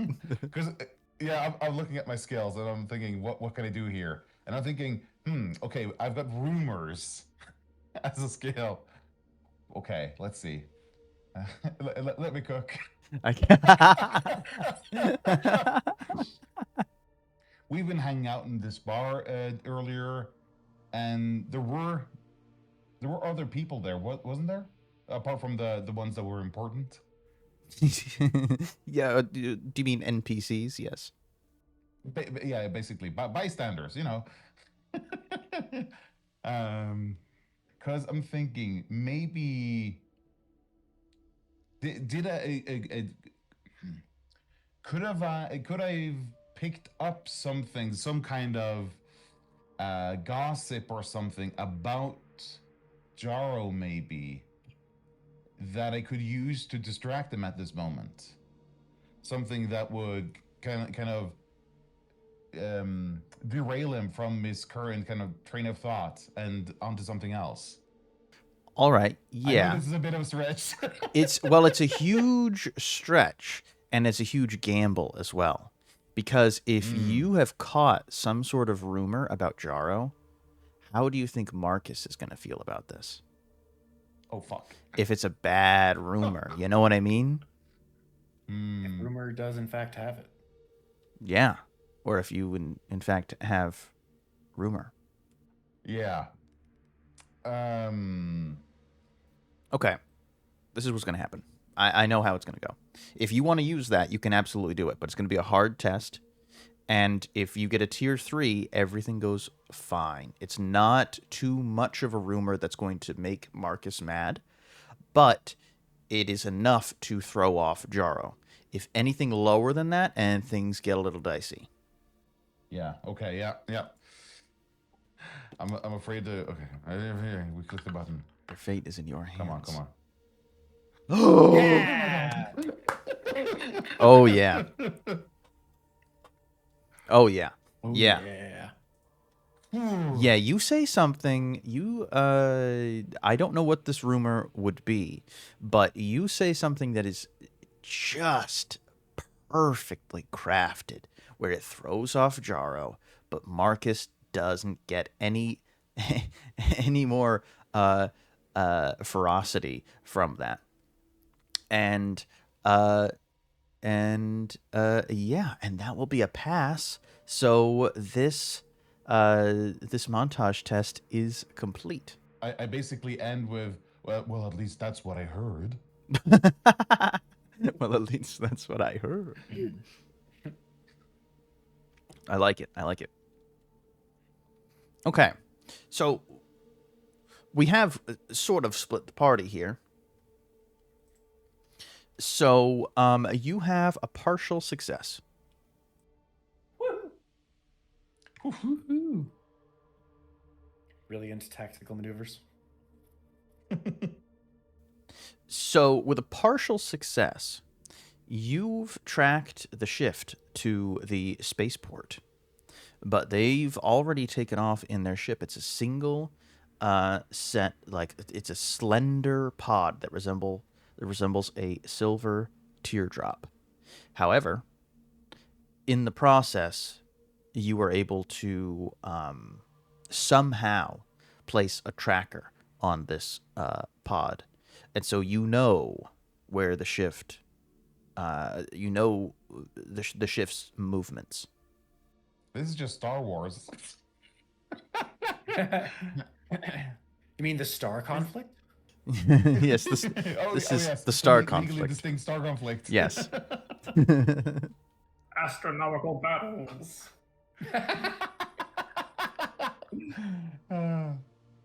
Yeah, for right now, Marcus and Jaro, they are they're not, literally fighting each other to the death, and the baby seems to be fine, still digesting that jerky, and the other 3 have been able to track the where the shift is going, and it's not going very far. They're not going too far at all. They're going to just another side of the city. How big was their ship? Small, much smaller than Okay. than your than your ship. It's like a little. Think of it like an escape pod, kind of that size. Okay, so it didn't look it didn't look capable of making a slip space jump.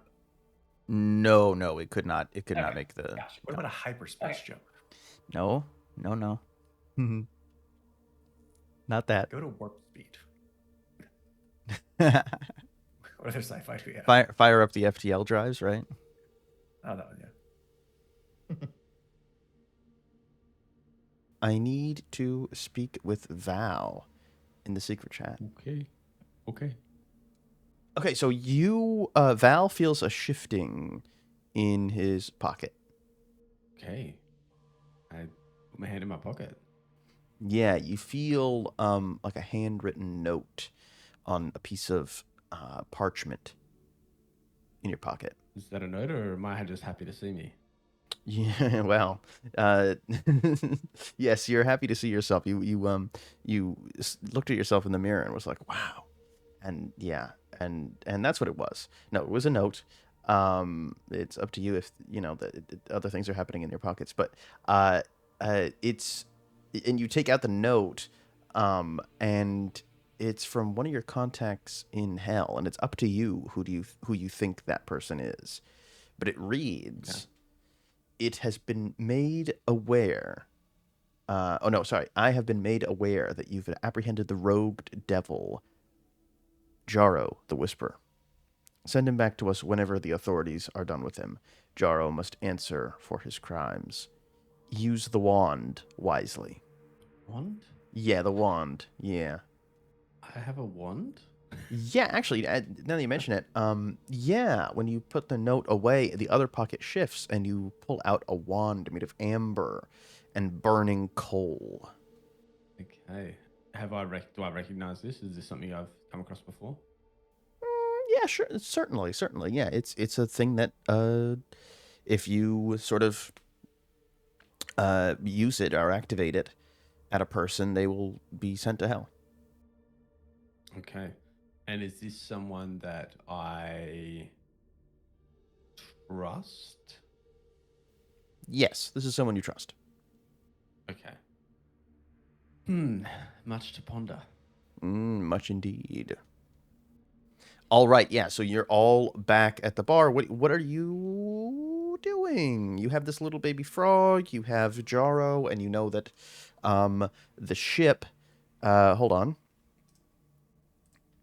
Yeah, you know where the shift went with the ship and like to the docks on the other side of the city. And if you know that if you want to leave the planet, you know, you need to get processed and everything. So you have a couple of hours at least before they're completely out of your grasp. What's Jaro's condition right now? Condition? Yeah. Like what like who's next to him, or like yeah, just like what's going on? I mean, it's as you see. Yeah, so he's just chilling with us? Yeah, he's chilling. He's leaning back in a chair. Djevel, get out of my way. Not in front of the baby. Look over to the little frog, and I'm just like, It makes eye contact with you. And oh then, God, no, not the eye contact. yeah, and then one of its eyes slips down its face again, and then it snorts, and then it goes back into place. Djevel, if you have a problem with that, then take the baby and leave. I have business with Jaro. Maybe the business can wait until later. Once everyone settles down a bit. All of this anger brings an unbalance even to this different place that is not our home. Caval prefer things to be in balance. I look at Djevel and I lie and I say, You're right. This can wait till later. And I kind of back up a little bit. I look at Jaro and see if he's making any moves, basically. No, he is sitting there sort of now smiling, looking at this interaction. John, are you still like in front of him, or once I back up, are you kind of like going to sit down now? I'm gonna move to the side. I'm gonna probably move my focus. Oh! I punched Jaro right in his freaking nose, his little schnoz. Okay. I cover like the baby's eyes. I want to punch him and give him a bloody nose, but that's it. Like I just want to give him a good punch. Yeah. You punch him, and it rocks his face. He goes, back, and he's like, "Oh my goodness! Now I can negotiate with this asshole." I don't know what I did to deserve that, Marcus, but fine, I suppose." Cracks his neck. Checks to see if he's bleeding from his nose. I turn to Jaro and I say, I could heal that, but I think it's balance. Thanks for being a good player, John. I had to give him one little punch. Oh, yes, I think I did deserve that, maybe possibly a little bit. And I understand why he's mad, why he's angry, but Violence is almost never the option, Marcus. Take my word for it. I just shake my head. And I think it's at this point that everyone else shows up. Oh, hey Yeah, guys. so I fly in with a tracking device, or with a tracking PDA or whatever, and I say, all right, we have a new spirit and 3 hours. Marcus, you can kill Jaro now. What? Great. I crack my knuckles and I start approaching him. Don't you want to see your mother again without me? That will never happen. The baby. Yeah, I want to beat him up. I want to.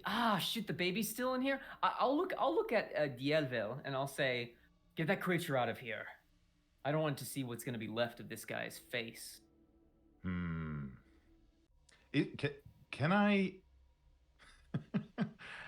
Can I basically tuck him inside of my robe? Not Okay, without so touching remember him, I the don't think. last time? Oh, right. Yeah. Fuck, yeah. I was in a car. I can't remember it properly. Yeah, the last time you touched him, you started growing like little suckers on your hands. Right. Yeah. So, I mean, you can, absolutely. Well, Results may vary. Part I of me didn't wants to feed Torzul to this thing like a Flintstones vitamin.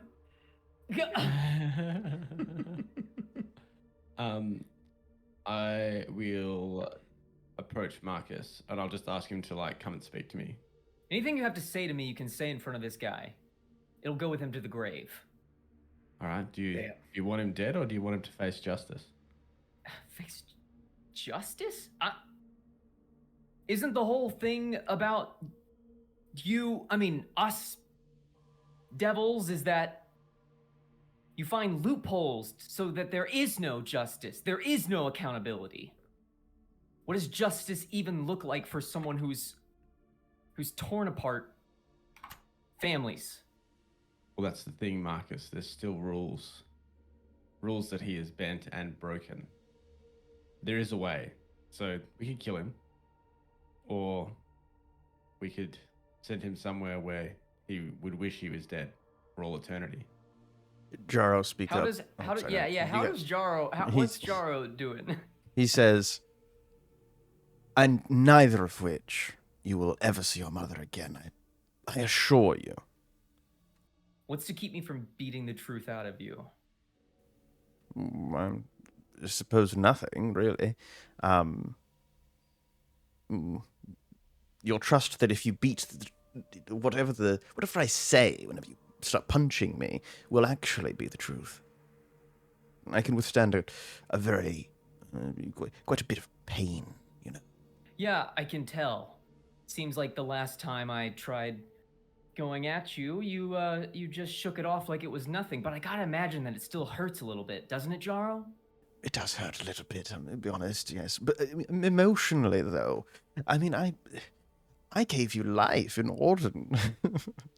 Think you would have any loyalty to me.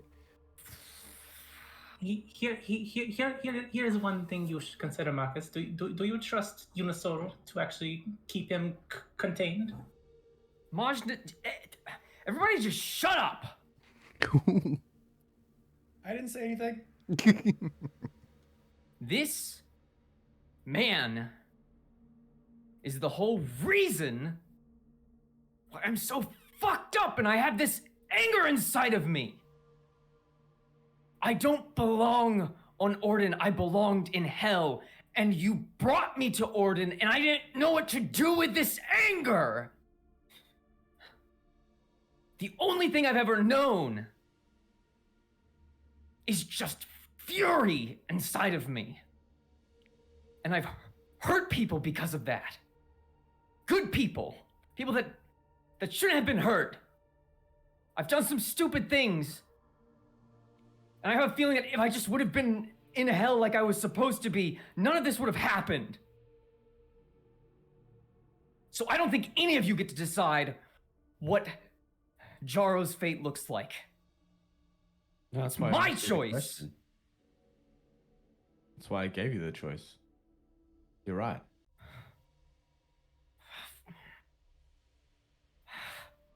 It's your play here, man. I approach Jaro, and I'm going to grab his neck and slam him into, like, past the desk into the wall, like over here. Okay. Yeah. He goes with it. Yeah. Yeah. He's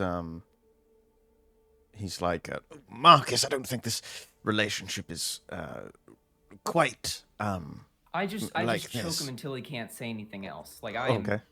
crushing on his windpipe, and everyone sees, like, in Marcus's eyes, there's just this pure form of, like, untamed, like, unbridled fury that he has. And for a moment, you're not entirely sure if he has lost control at this point. And as he's on the precipice of like raising one of his swords, he pushes Jaro into the wall, lets go of him, and just probably just starts shaking his head. And you can see that that even though he's not, like, yelping or yelling or screaming, just tears are coming down his face. I want justice. I want justice for him. I want justice for my dad. What about your mum? Maybe that'll be part of his suffering too. I want to know that information, but I'm tired of using my strength to kill recklessly. I'll put my hand on Marcus's shoulder and I'll look into his eyes and I'll just say, Marcus, are you sure this is what you really want? I don't know. I look over at Mazchna. She's just sitting there with her arms crossed. This is your decision to make. If he tries to get away, we won't let that happen. But I want to know what happened to my mother. And I want this bastard to wish he were dead. And I'm still mad at you, Val, I understand. for not telling me all of this. Yeah. I know. Djevel, I have Why no I told problems you with in the you. end. You're great. But I thumbs up. understand. And I don't expect you to like me after all this, but all of this has been for you. I don't know about liking, but maybe there's some semblance of a working relationship still there. I'll take what I can get. Finding out what happened to your mum and him facing justice may not be... You might have to choose. Or you could take your chances, have him face justice, and try and find her on your own, but hell's a big place. Marcus just rubs his hands, like, into his eyes, like, over, like, kind of massaging his templates on his head, and he's just like, I'm completely fucking fried, man. I can't. We'll keep him. We'll figure out the details later. Let's just get Okay. off this rock. All right, let's go after the shift. Jaro, you've got a reprieve for now. Very thankful to you, Marcus, for not killing me. A mercy you never showed anyone. Oh, very true. They don't call me Jaro the Whisper for nothing. Oh, sorry, my other title. Jaro the Merciless, of course. I would pay them no mercy, most of my victims. Really. Val knows, of course. Damn. All too Unfortunately, Marcus has the face of a devil, but he's just got that heart, you know? He's just like, I don't understand how this guy, like, I just don't Oh yeah, no, understand. there's no forgiving him. This guy is completely evil. He's Yeah. he's laughing in your face, literally, as Even you're then, pouring your heart Marcus can't go to just murder Mhm. him. Like Mhm. like, even though it wouldn't be murder. I mean, would it? I don't know. He just can't do it right now. out. Yeah, out of character justices would not be murder. Yeah. Yeah. I know. Mm. All right. He's coming with us, no? I mean, he'll do whatever you tell him to, Okay.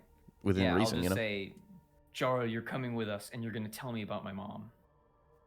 Of course, Master Marcus. He dusts himself off. Ugh. Ugh. Hey, only one person can call me. No, I'm just kidding. That's reserved for very special occasions. That's funny. All right, so what's your plan? Yeah. Do we want Jaro handcuffed? Yes.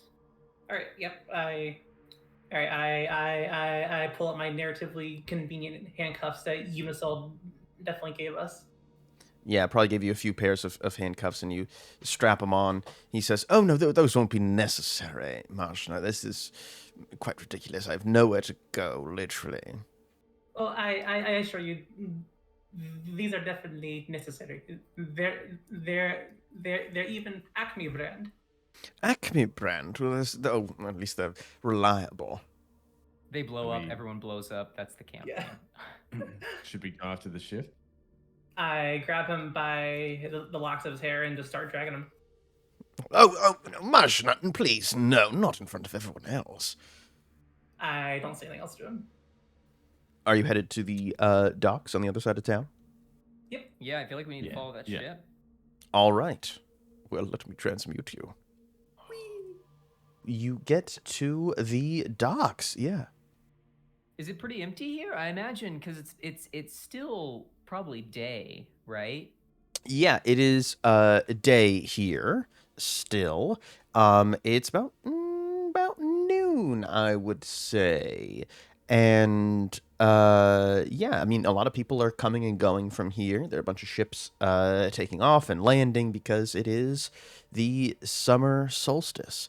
And so Oh yeah. yeah. And in Mantis Arma, which is a very psionic heavy environment, that's probably why you were all feeling like very happy when you got here, very sort of euphoric.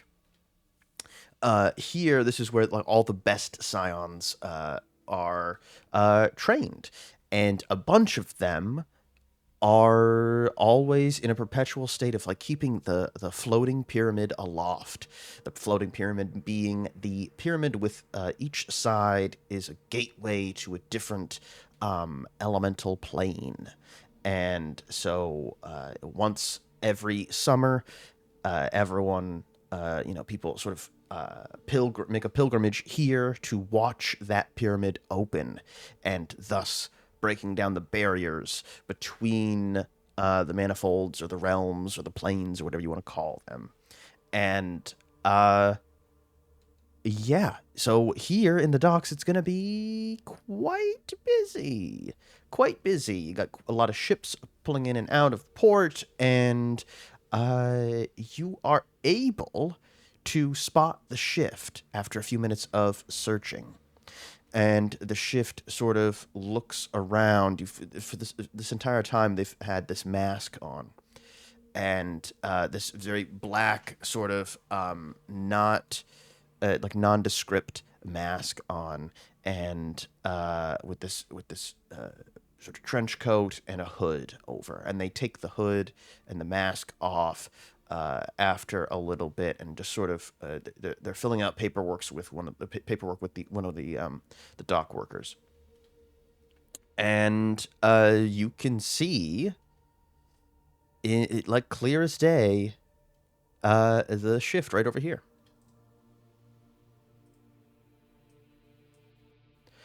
And it is this like 7-foot tall frog dude with these red eyes.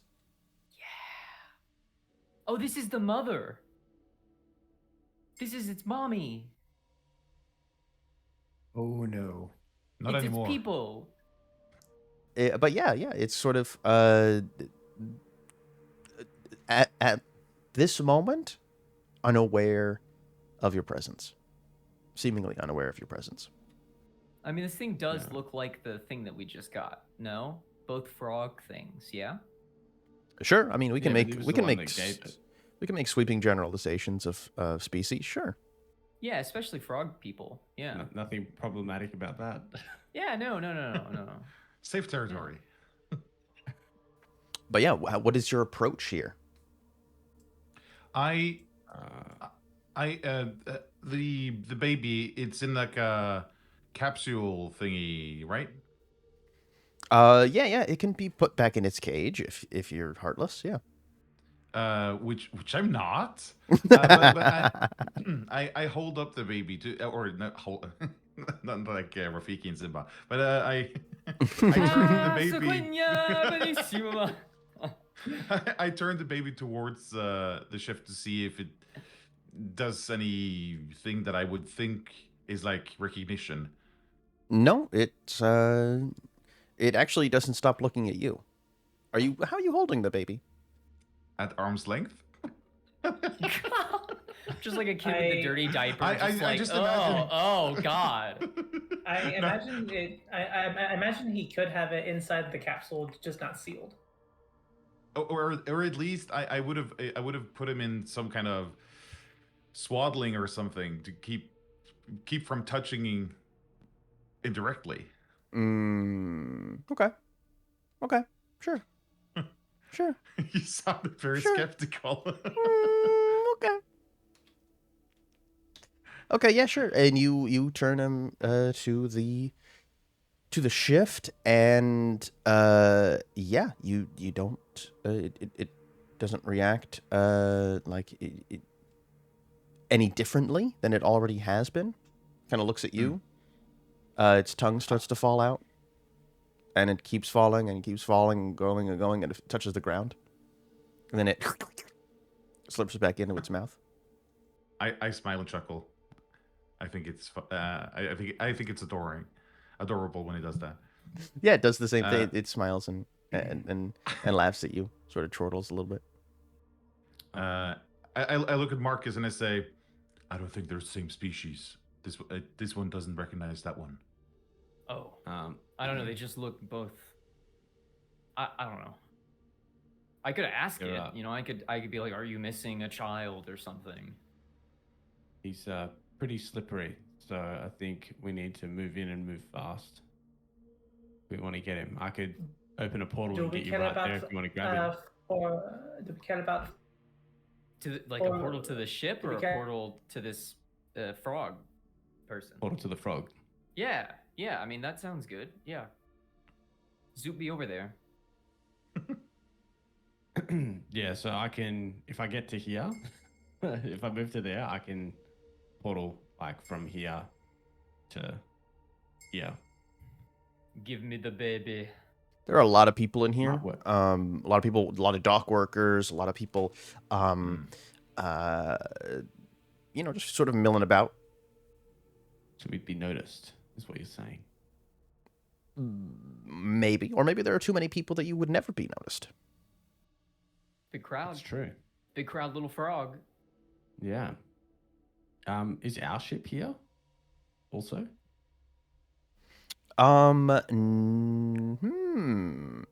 Probably, but the docks. I hope it is. Well, yes, your ship is in the docks somewhere, but not in this exact like little section here. Not. Do we know where it is from here? Yeah, of course. It's like more north. Okay, so we just need to grab him and either drag him or beat him into submission. And then take him back to our ship so we can deliver to him to Unisol. Yeah. But yeah, yeah. But teleport me. Yeah. I don't know. It's really attached to Djevel. Why doesn't he just teleport with the baby? Come with me if you wanted to live. Yeah. Do you want to kick this off and draw steel? Do you want to fight? Yeah. Yeah, we want to fight. Okay. I'm so confused what we're fighting, but I do want to fight. I'm asking if, like, cinematically, should I like pull out a sidearm and just a fire into the air to get the crowd to move away? Wah! Yeah, you could do that, and then we could do that around about the same time I send Marcus Yeah. through the portal. So if he tries to bolt, Marcus can grab him. Nice. Okay, we'll do it that way. Okay. So you open up the portal. At the same time, hold on now. Oh, sorry. I put myself back. Get back. You open up the excited. portal. At the same time, Marcus steps through the portal, and Mazchna fires one of her laser pistols into the air. Yep. And the shift cocks its head, looks in your direction, and then you see its neck start to swell up with that, a frog sort of croaking thing that it does. And then it lets out a huge burp. And a bunch of these people that you thought were either dock workers, that's it. That's the sound. Don't hurt yourself, Renee. Please don't hurt yourself. Please don't hurt yourself. That sounded painful. Can I take a shower real quick?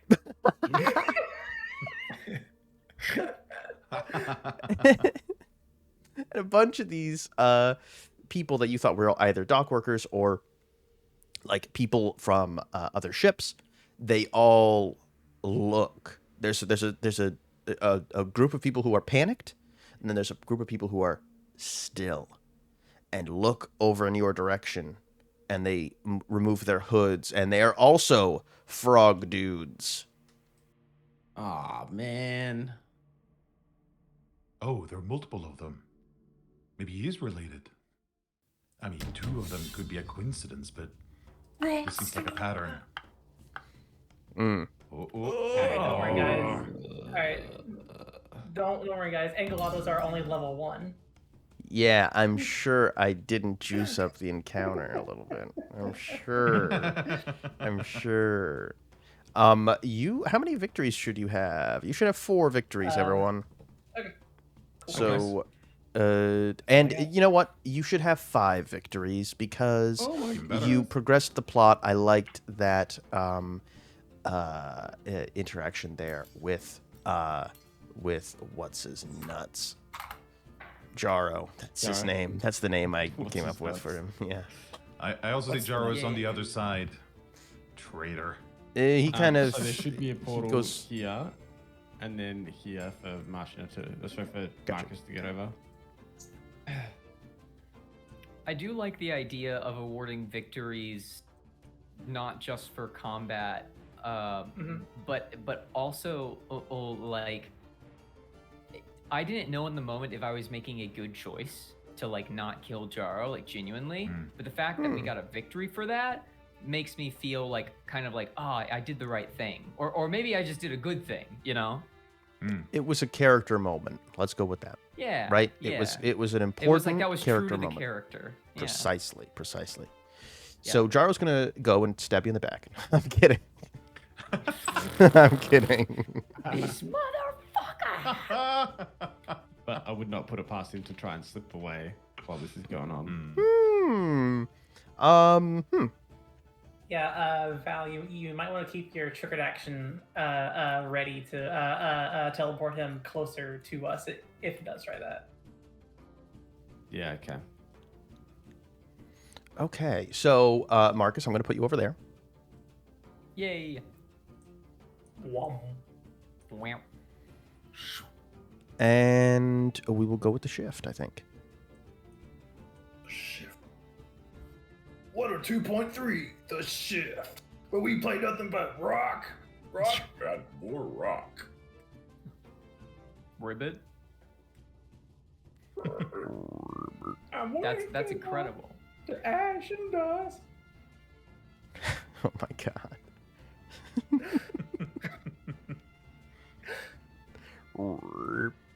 The shift is going to ribbit.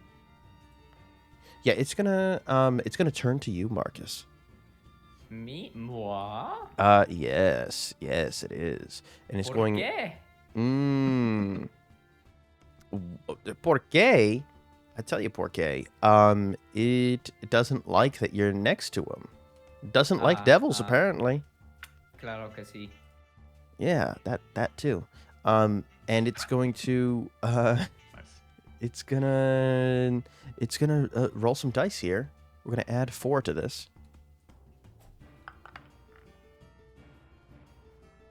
Okay, so that's a tier 3. So it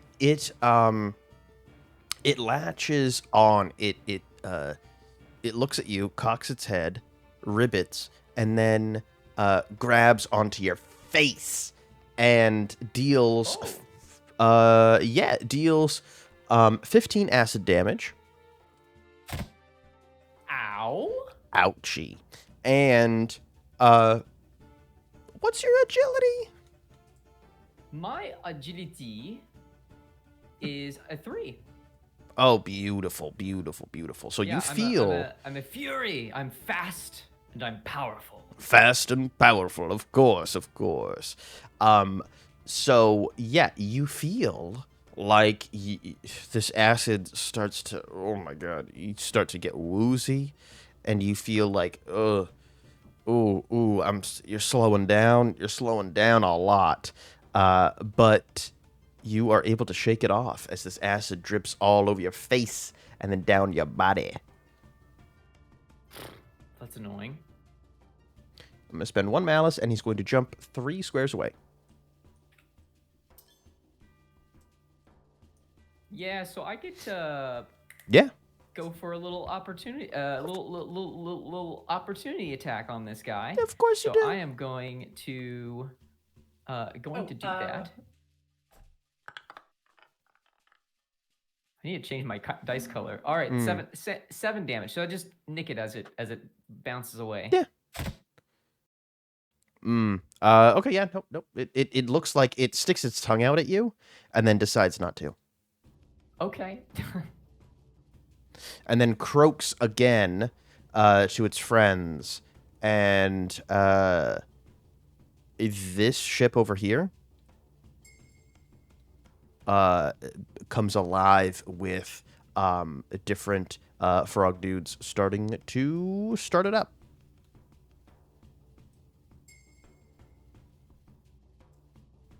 Then he hops over there. And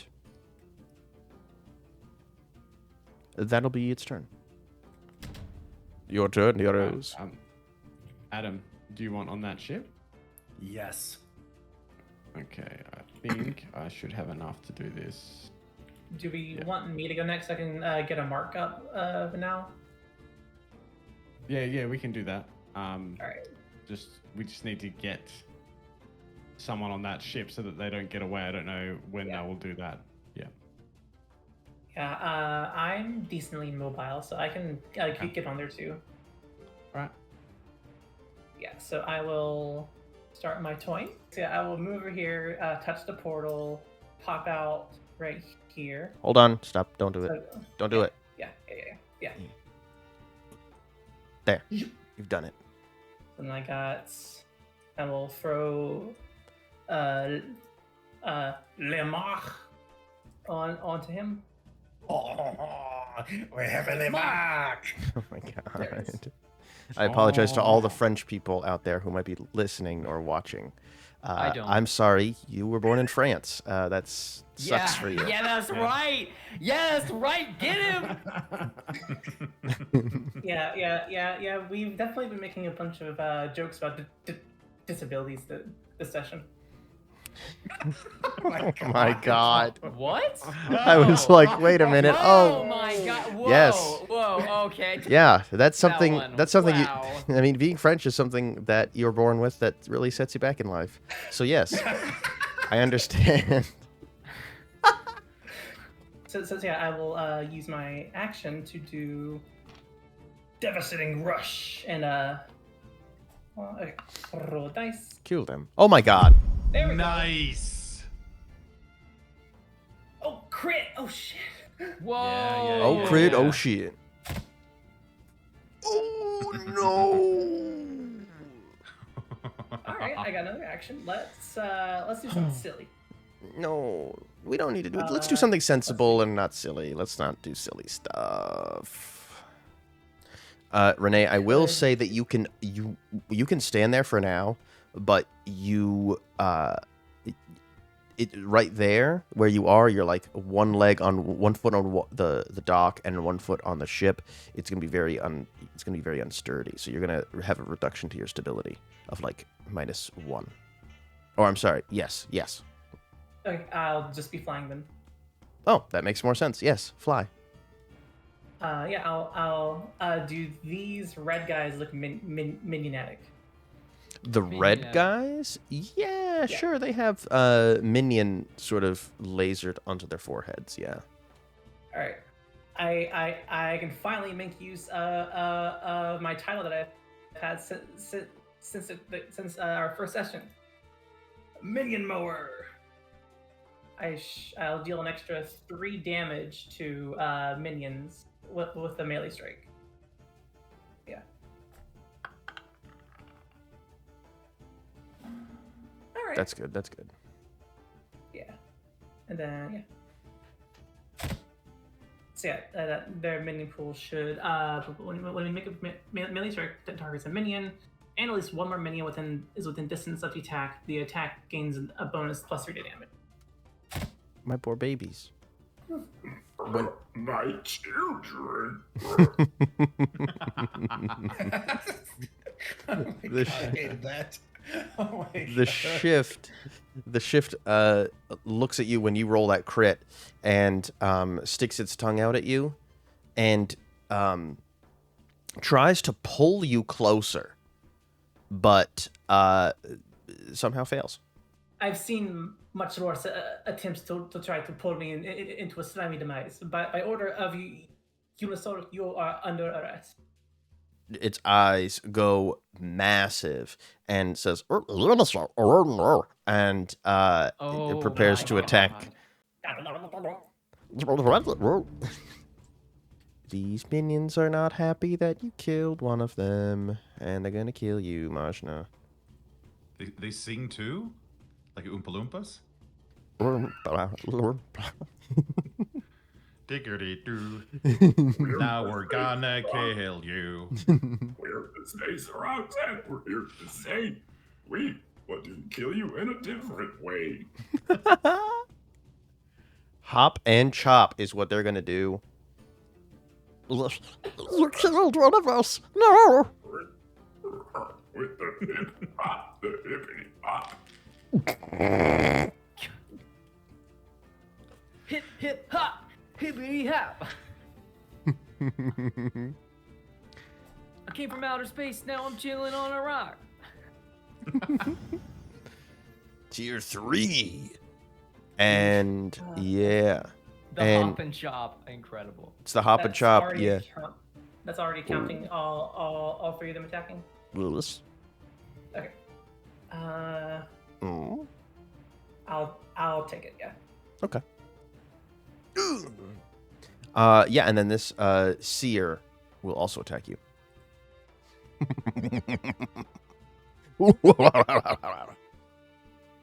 It laughs.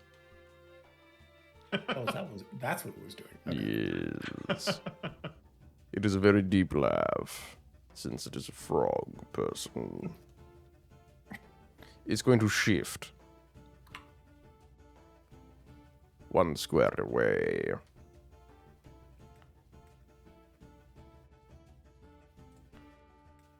And then shoot some beams at you. And Marcus, haha, you're in range. Okay. It's going to make a power roll against you, and it's going to roll a 15 plus 4. That's a tier 3. So you are each going to. It holds up this staff with a fish at the end of it. The fish twitches back to life, and Its eyes glow white, shoot out beams. Its mouth opens and shoots out another beam, and they fire at all of you. And you each take 7 holy damage. Okay. And what is your 7. reason scores? 3. -1. Opposites attract. Opposites attract, right? You know? Oh, oh my goodness. What happens? So, Marcus, oh my gosh, I hadn't noticed. You look so bright, so dashing today. Okay. Yeah, you're like, it's like you're glowing. It's like you're illuminated. And illuminated creatures and objects can't hide or turn invisible, and strikes made against them have an edge until the condition ends. Ah, that kind of sucks. That's my whole thing is striking from the shadows. Yeah, it really is, isn't it? It is. No, I mean the my whole guy. Yeah, the little Reaver. I'm getting bullied. Do you want me to get you over there, Adam? Please. Shot I can me put over you there. here. Like, just here? Yeah.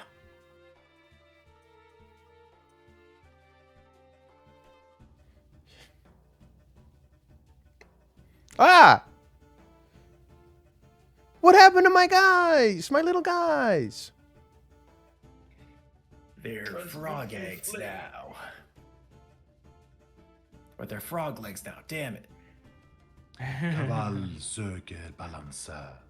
Oh. I understood the meaning of that. Maybe not the exact translation. Yeah, kill these guys, though. Please. Oh, yes. Sorry. Thank you. I will kill this one Oh, and? and this one. Don't like that. I had to get rid of flanking. I know. Okay. And then I'll probably just get a bit closer. Here. What else can I do with my maneuver? Do we want another portal somewhere? Yeah, why not? Can you open another portal here, please? And that'll be the end of my turn. Wow, that's some crazy hesitation, isn't that? Wow. No! I was gonna go with the yellow guys. I was gonna go with the yellow guys. Boy, oh boy, howdy. Isn't that crazy? Yeah. Where's my hesitation as weakness? Oh. Haha, that's hesitating as well. You Ah, cannot you- use now that, you're can you? hesitating. But there's no button. Counter hesitation. Thank you. Now I'm gonna kill his friends.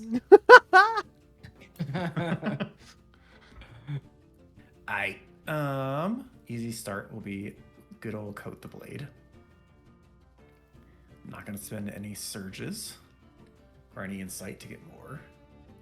And my discount isn't the best, so that's okay. I am going to just pivot. I'll take the free strike from the Ooh, goblin blade. gladly. Oh no, the septum ring guy. Love that. And then I shall do a little bit of a setup, as it were, on the main person. Spend both surges. Oh, I can give you 2 more surges if you would like. Aha! Brilliant. Oh, can I not use all? Okay, I guess You can only use use 3 max. 3. Yeah, you can use 3 of them. Yeah. I'll have 1 left over, but that's okay because holy shit damage. And I will spend 1 more focus to deal an extra 6 damage to that strike. Question: does damage weakness spike with that focus benefit? No, because it's additive to the total damage of the strike. Gotcha. All right, that'll be me then. Huge damage.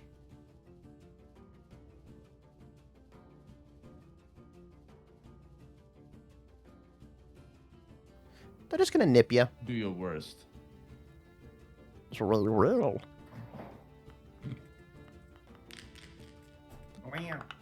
Wow. My cat's yelling at me for dinner. Tell it no. Go hunt or something. Urgh. And, 2 poison damage to each of you. Well, I get another essence because of my level, so No, thank you for that. no. Yeah, these little eel dudes slither over to you and start biting at you. And then they move away. They're very slippery. I'm like, I really wanted to use my trigger, but I'm like, I've got to keep it just in case Jaro fucks off. Mm. Do you want to go, Marcus? Yeah, I think it's time for me to punch some stuff. Let's go. Time to get some rage. Get angry. Okay. All right. I'm pretty angry. So I am going to move right here as I leap from this little gap to attack the big boy. Okay.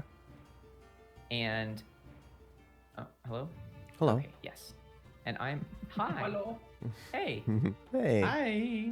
How are you doing? How'd you get in here? Brutal slam. That's how I got in here. And that's what I'm gonna roll. I'm gonna roll power against this thing. I'm using I like to think of it as like my tail does a little Tigger. Bouncy, bouncy fun. And I just like bounce towards the edge with my tail. It propulses me off, and so I get to add some more damage to this. It propulses And, you off. Oh, blimey. It springs me into action. Ah, got you. And never mind. Nah, That's okay. what's... Never mind. Just scrap the whole thing. Yeah, I've heard that one I'm before. gonna roll dice. I'm rolling dice. Hold on, stop. Don't accept that. Oh. Because you should never accept a tier 2 result when it could be a tier 1. So what it's going to do, the shift is going to use its triggered action. Tongue slap. It slaps you with its tongue. Isn't that totally cool? Whoa! Whoa, God, This dude. thing's got a tongue. Oh man. It does got a tongue. And it's melee 5. It's a triggered action. 1 creature. The trigger is the target. Wow. Okay. The target targets the Daybreaker or an ally with a strike that isn't a critical hit, which it wasn't. At the effect, the Daybreaker reduces the power roll result by 1 tier. So you can just click on that tier 1 result there. All right. Be careful. Well, I guess it goes to level 1. Yeah. Okay, Well, so you kill it. Yeah, I kill it anyway. Yeah. Kill it or you're knocking it unconscious. Yeah, I knock it unconscious because this is the one that we're trying to capture, right? Yeah. Yeah. And take to So this Unisol. is. Yeah. I think that I remember reading a rule about this that Yeah, when you you can. deal damage, that you can choose, like anytime if you want to like not kill something. And I actually think like the default is usually not killing. Maybe I don't remember, but yeah, I don't want to kill this creature. So, yeah, no, I mean, when you kill the shift, or sorry, you knock it. Yeah, you don't kill him. You don't kill him. Okay. When you knock him unconscious, his mouth glows and emits this beam of light, and so do his eyes. And, oh boy. Hold on. All of these frogs get to make a free strike.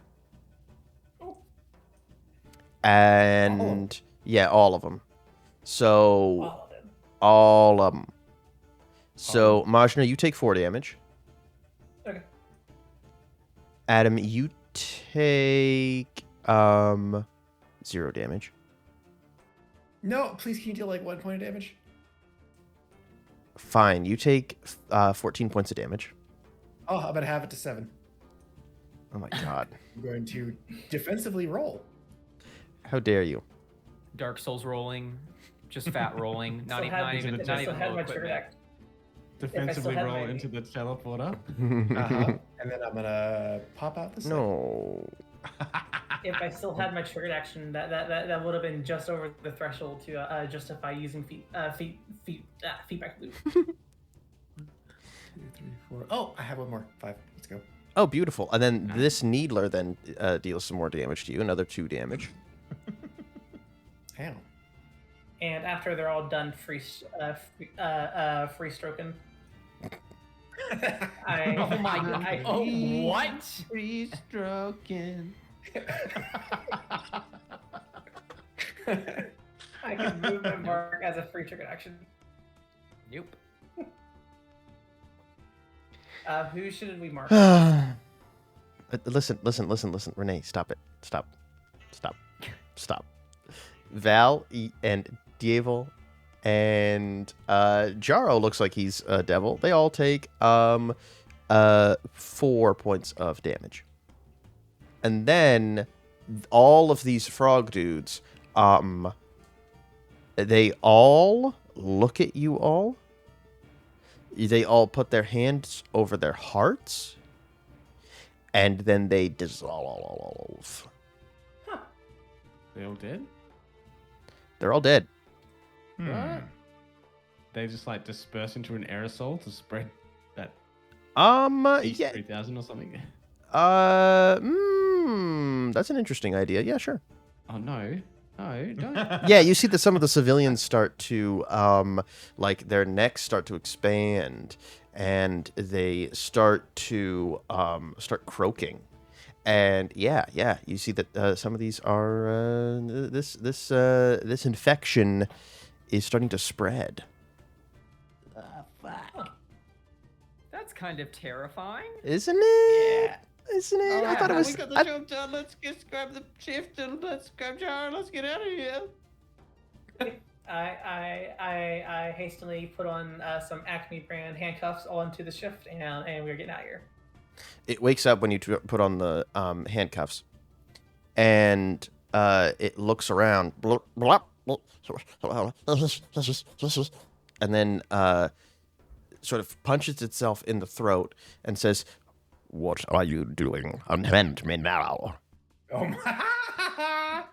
I smack it in the back of the head and just keep going. Unhand me, savage. I have a literally God cube inside of my pocket. This isn't even the top 20 weirdest things that happened to me this month. Funny you mention that. Torzul, you feel Torzul like shaking and vibrating a little bit. One moment. I pull out the cube. What's wrong, Tori? Oh my god. He says, okay, we're doing nicknames now. Okay, can you tell I'm blushing? Okay, so there's something much bigger coming. This is far beyond even my power. Any other details about it? I just sense a very strong psionic presence all around you. Is it closing in? Yes, it is. Very quickly. Extract this creature's brain. I have a choice here. Let me sit in this dialogue menu for a few minutes to decide which one to do. Okay. At the same time, Adam, the pilot gets a message from the ship. What is the message? Pilot, Adam Meric. There is a ship fast approaching this manifold that you need to be worried about. Oh boy. Okay. Recall to my. Like, is there any like numbers on the dock? I know exactly where you are. Okay. Recall to me. Yes, of course. We can move there. Oh no, it's here. And at the same time, Mazchna, you feel genuine terror from Torzul. And it it retreats, is the best way that I can describe it. So, Tori, you want to absorb its memories? Slurp, slurp. It doesn't respond. Tori. I tap it. Nope. Weird. Oh well. And I just keep on dragging the shift with me. Yeah. The shift looks up into the sky and laughs, croaks a big laugh, and says, It is too late. The deep croaker is already here. The croakening is underway. You will join us soon. I can't take this shit seriously, man. I mean, it is the high weirdness. But that was last season. Oh God, we're still in the cave, everyone. We're still in the cave. This whole time. No, the cave is inside of us. We're the cave. Just then, in the sky above Mantis Arma, dozens of small tadpole-like ships begin to appear and engage with the space cops in the upper atmosphere. Finally, a massive ship that resembles a lily pad appears. What's funny about that? Yeah, I don't know. What? It is a massive, disc. Yeah. That sort of kind of resembles, if you squint, it kind of does resemble like a lily pad. Yeah. Look. The adventure is called Mazchna, Toads. Are you okay?